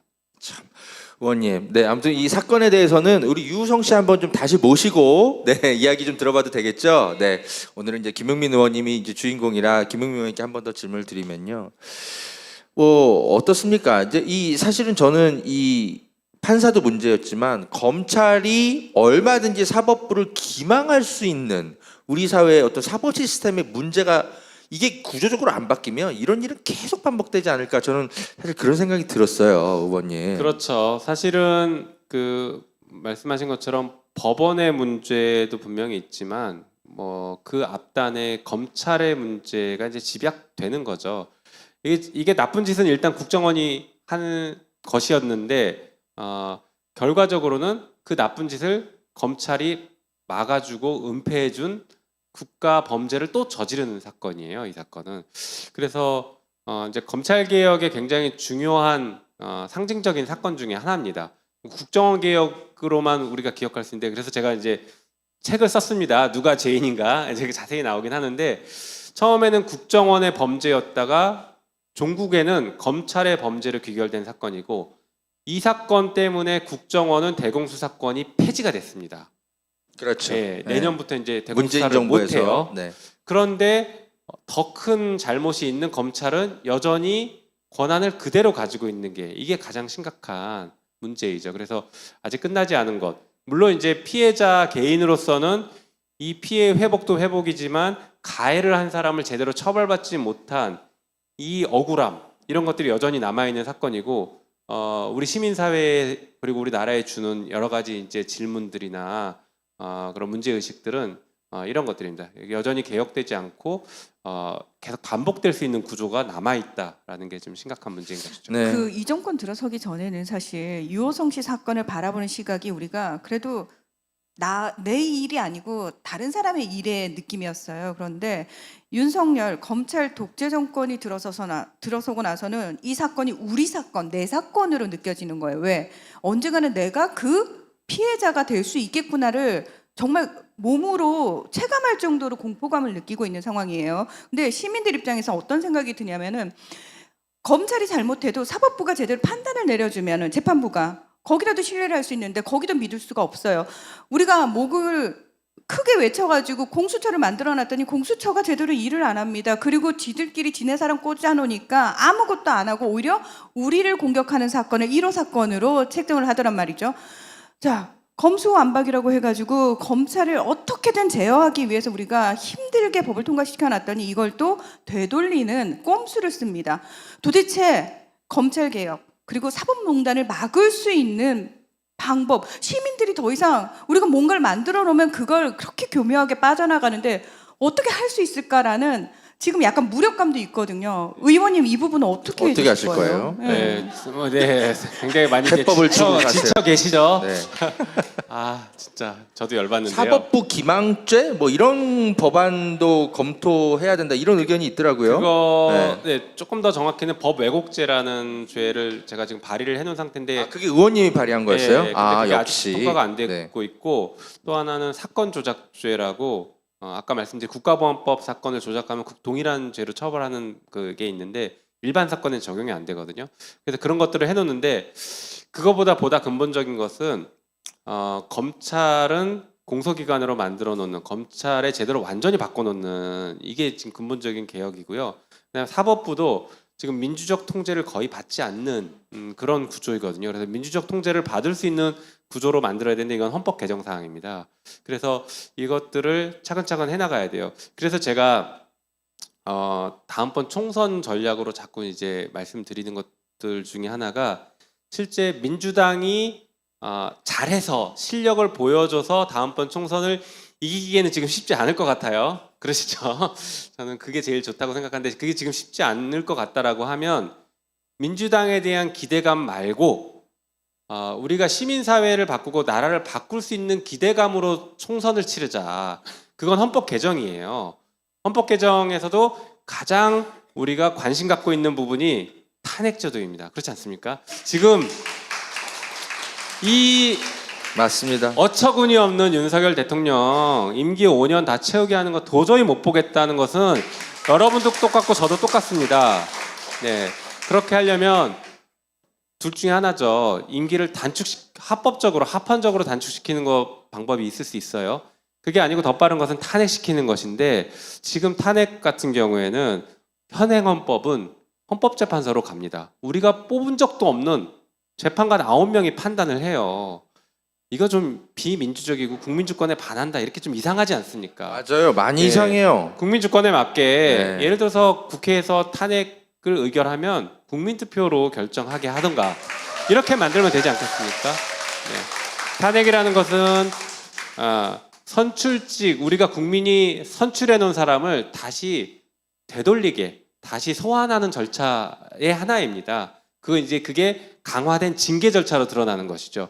그러니까 국민이 판단할 수 있게 만드는 게 좋겠다. 저는 그래서 지금 윤석열 정부의 심판론을 탄핵 절차를 개헌하는 방식으로 모아내자. 이게 다음번 총선 전략입니다. 그 힘으로 개헌을 하면서 사법개혁, 검찰개혁도 한 번에 쫙 밀어붙일 수 있다고 저는 보고 있습니다. 아, 네. 여러분 계속 절망해서 무력감에 앉아 계실 거예요. 아니죠. 우리 김용민 의원님이 이렇게 비전을 또 제시해 주셨으니까 우리는 이 비전을 많은 사람들에게 공유하고 알려내면서 또다시 서로를 좀 일으킬 때가 아닌가 싶은 생각이 드는데 어떻게 힘을 좀 받으셨어요 오늘? 김용민 의원의 이제 여러 장점이 참 많지만 제가 예전에 그 사적으로 그 이제 밥 먹으면서 한번 대화했던 게 아직도 제 뇌리 속에 강력하게 기억이 남는데 이런 비슷한 얘기를 하시더라고요. 자신의 이제 그 민주당에서의 역할, 국회에서의 역할은 뭐인 것 같다라고 얘기를 하시면서 뭔가 좀 남들이 생각하지 못했던 그러니까 당에서 차마 생각하지 못했던 것들을 첫 제안, 첫 아이디어 이런 것들을 나는 좀 계속 좀 주고 싶다. 예, 그런 얘기를 했던 기억이 나요. 근데 아니나 다를까 진짜 첫 제안, 첫 아이디어를 계속 김용민 의원이 실제로 하더라고요. 김건희 특검법 그랬죠. 그리고 아까 말씀하신 검사 탄핵. 예, 민주당에서 검사 탄핵하면 벌벌벌벌 떨잖아요. 왜 그런지 모르겠는데 근데 김용민 의원이 최근에 가장 앞장서서 검찰 탄핵 법안 발의하셨죠. 예, 하고 있죠. 그런 것들. 예. 그래서 근데 이렇게 발의를 열심히 하고 하자고 해도 의원들이 호응을 안 해준다면서요? 그러게 참 본회의에서 통과. 아니 우리한테 좀 일러봐요. 아니 그렇게 말을 안 들어준다며. 네. 네, 이따가 꼭 100명이 이루고 동의해야 가세요. 되는데 아직 100명이 안 됐습니다. 네, 그래서 저도 좀 답답한데요. 네. 그건 어떻게 될 것 같아요? 어떤 놈들이? 진짜? 네. 아우 제가 휘둘리는 건 아니겠죠. 약속하고 예. 꼭 듣고 예, 내일쯤 넌지시 폭로할게. 내일쯤. 제가 딱. 네. 명단 공개하세요. 예. 저 공식적으로는 안 됩니다. 네. 아무튼 어떻게 해요? 어떻게 그 검찰 탄핵 법안 발의는 하셨는데 어떻게 하실 계획이세요? 아니 아직 발의를 못 그러니까 100명이 동의를 해야 발의를 하는 거라 맞아. 탄핵안을 만들어 놓고 100명을 설득하고 있는 설득하고 있는 단계예요? 70분 정도가 이제 현재 동의를 했고 추가로 한 30분 이상이 조금 더 동의를 해줘야 됩니다. 그래서 그렇게 지금 열심히 설득 작업을 계속 하고 있습니다. 혹시 시민사회의 그 설득 작업에 시민사회의 도움이 필요하면 넌지시 저한테 명단을 좀 누구 압박 필요하다 해주시기 바랍니다. 저는 그래서 김용민 의원님 아까 자꾸 외로워진다고 말씀을 하셨는데 그래서 우리가 김용민한테 힘을 실어주는 여러 가지 방법 중에 제일 눈에 보이는 게 뭔지 아세요? 민주당 어떤 집회가 있거나 다른 의원들이 많이 나오는 데 있잖아요. 그런데 가가지고 김용민 의원입니다라는 소개가 나왔을 때 여러분이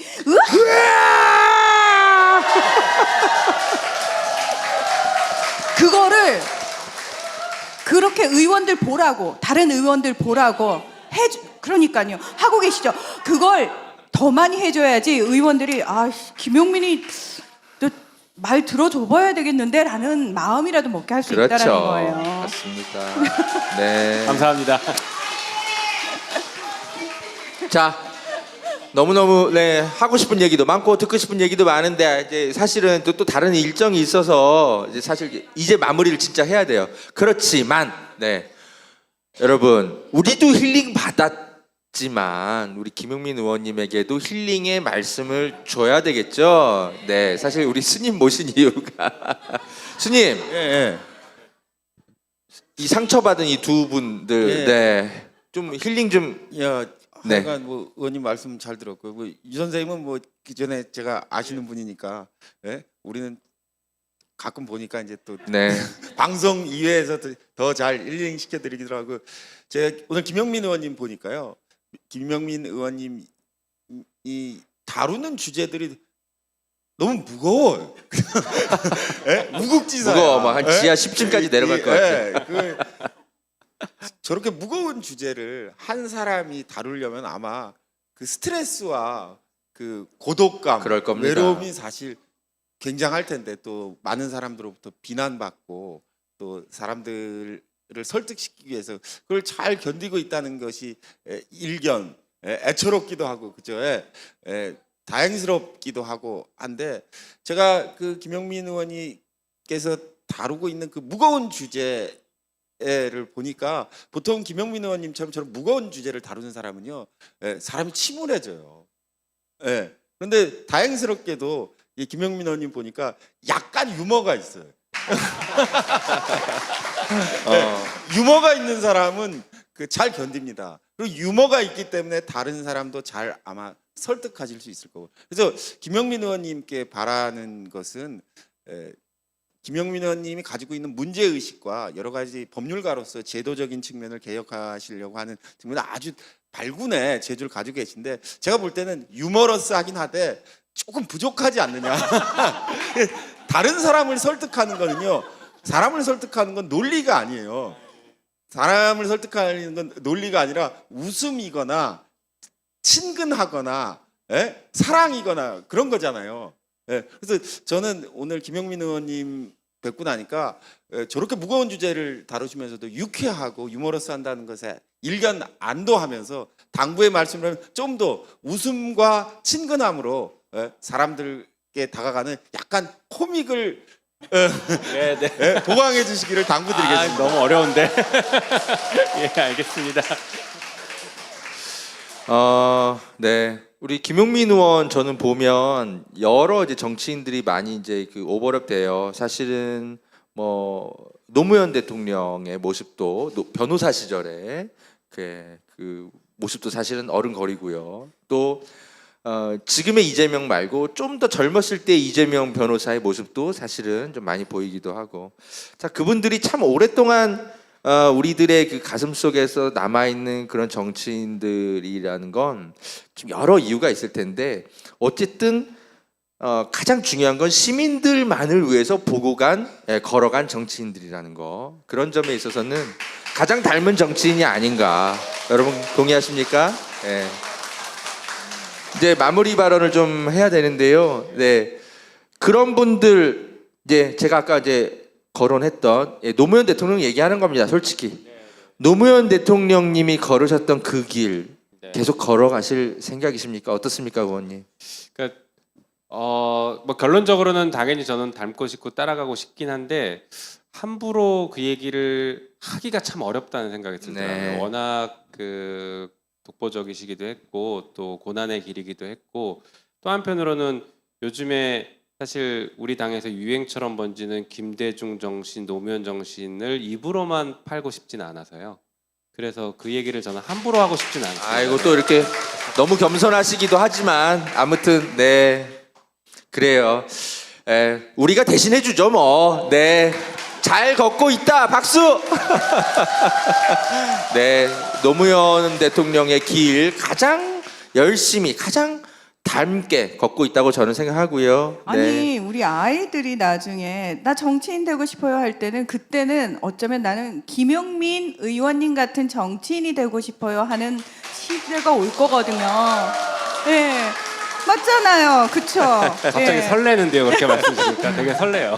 네. 그래서 끝까지 저희와 함께 꼭 같이 가자고 말씀드리고 싶어요. 혹시 너무 힘들어서 주저앉고 싶으면 그냥 우리 앞에서 주저앉아. 우리가 이렇게 세워줄게. 감사합니다. 네, 좋습니다. 이 더탐사 이 건물 이거 안전한가요? 네, 이렇게 우렁찬 박수 난 처음 보는데 무너질 것 같습니다. 야, 대단합니다.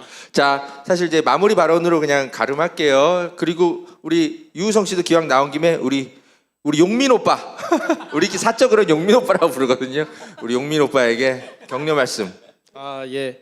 사실은 그 서울시 공무원 조작 사건이 승리할 수 있었는 거는 김용민 의원님이 역할이 제일 많이 컸습니다. 그 아이디어나 또 방식이나 대비하셔 그걸 또 사전에 많이 공부하고 준비하고 그리고 김용민 의원님 같이 했던 사건을 저희들이 다 이겼어요.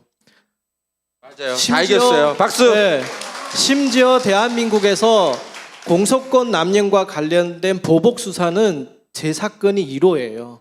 맞아요. 70년 동안 그것도 단 한 여기서. 번도 검찰이 보복 기소하고 시민을 괴롭혔던 걸 그게 공소권 남용이라는 게 인정받은 역사가 없습니다. 교과서에 나오는 이런 사건을 최초로 만든 게 김용민 의원. 저는 한 두 가지 마음이 있어요. 첫 번째 네. 마음은 항상 제가 형처럼 따르고 항상 형이라고 부르는데 너무 이제 무거운 주제를 다루고 맨 앞에서 총대를 매니까 또 이 국정원이나 또 이런 또 쪽에서 어떤 뭘로 조작해가지고 또 힘들게 하지 않겠나 하는 게 제일 항상 큰 마음이고 왜냐하면 그런 사람들을 우리 주위에서 그런 경우를 많이 봐왔잖아요.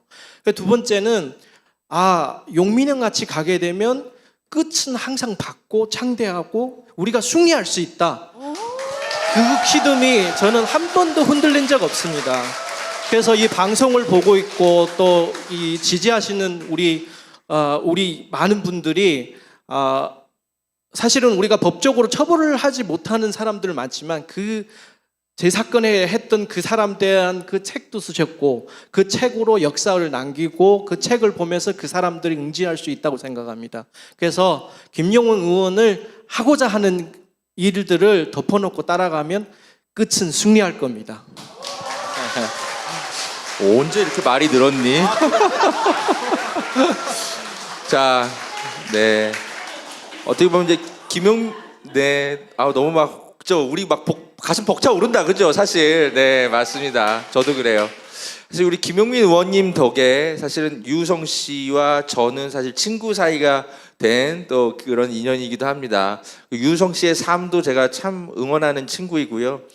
어떻게 보면 이제 북에서 태어나서 자란 유우성 씨와 남에서 자란 허재현이라는 두 친구가 만나서 저희가 사실 또 계속 이런저런 많은 것들 하고 있거든요. 국가범죄 피해자 돕기 운동도 하고 있고 또 유우성 씨가 이제 곧 여행사도 하나 차려가지고 내일 우리 같이 백두산 기행 가거든요, 의원님. 네, 유우성 씨와 제가 백두산 천지 기행하면서 서로의 남과 북의 우정을 같이 나눠보고자 하는 그런 행사도 하려고 하는데. 네, 허재현 TV도 많이 좀 계속 지켜봐 주시면 감사하겠습니다. 네, 자 마지막으로 김남국 의원님이 공격받을 때 다음 타겟은 김용민이다라는 소문이 돌았어요. 맞아요. 자, 저희 김남국 의원님 여러분 다 같이 언론이 만든 프레임에 여러분 안 빠지셨죠? 귀 팔랑거리지 않으셨죠? 자, 김용민 의원님과 관련해 가지고 그 어떤 얘기가 언론을 통해서 나오더라도 우리는 흔들리지 않을 겁니다. 믿고 가십시오. 김용민 마지막으로 우리 시민 여러분께 인사해 주시고 마무리하겠습니다. 네, 굉장히 뜨거운 동지를 느끼고 가는 것 같습니다. 네, 말씀 주신 것처럼요, 그 기대에 계속 그러니까 기대에 부응한다라는 말씀을 함부로 제가 말씀드리긴 어렵지만 적어도 실망시켜드리지 않는 정치를 계속 하겠다는 것을 좀 말씀을 드리고 싶습니다. 그리고 제가 정치를 비록 오래 한 건 아니지만 수많은 그 선택의 기로들이 있긴 있었거든요. 어떻게 보면 OX의 선택의 기로들이 계속 있고 발언을 해야 되냐 말아야 되냐부터 시작해서 수많은 선택의 기로에 있었는데 지금까지는 그래도 크게 틀린 건 없었던 것 같다라는 생각을 저랑 저희 보좌진이랑 이제 같이 얘기하면서 하고 있는데 그 기준이 있어서 그렇다고 저는 생각합니다. 그 기준이 시민들을 바라보고 시민들과 소통해서 이분들의 목소리를 듣고 내가 그 설득되고 수긍되는 것들은 따라간다. 혹은 내가 이것은 설득하면서도 갈 수 있는 것이다라고 생각되는 그런 것들을 계속 선택해 왔고 그게 아직까지는 크게 그 여러분들의 실망을 시켜드리거나 기대에 어긋나는 것들은 크게 없었던 게 아닐까 이렇게 생각이 들어서요. 저도 이제 다행이라고 좀 생각하고 앞으로도 좀 계속 소통하면서 그렇게 수많은 결단의 순간에 여러분들과 함께 하도록 하겠습니다. 감사합니다. 네. 예, 아유. 김용민. 네. 뭐 그 출마 선언하는 뭐 그런 자리겠네요. 네. 아무튼 네. 네, 다음에 오셔야 됩니다. 네. 출마 선언할 때. 남양주 병 아셨죠, 여러분? 자, 사실은 여러분이 이미 뭐 김용민 외쳐주고 계시지만 요거 한번 하고 사실 끝내려고 했거든요. 제가 여러분 구호를 개혁요정 외치면 김용민 화이팅 하고 우리 끝냅시다. 자, 아셨죠? 자, 개혁요정 김용민 화이팅! 감사합니다. 힘내십시오. 고맙습니다. 네, 자, 우리는 이제 또 다음 시간에 좋은 시간에 또 모시겠고요. 네, 시청해주신 여러분 너무 감사합니다. 자, 여러분, 네, 안녕히 돌아가시고요. 김용민 의원과 혹시 뭐 사인하시거나 뭔가 악수하고 싶거나 사진 찍고 싶은 분들, 네, 앞으로 오셔서 인사하시고요. 저희는 이만 물러가겠습니다. 감사합니다. 고맙습니다.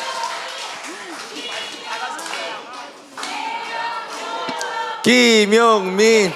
책을 김용민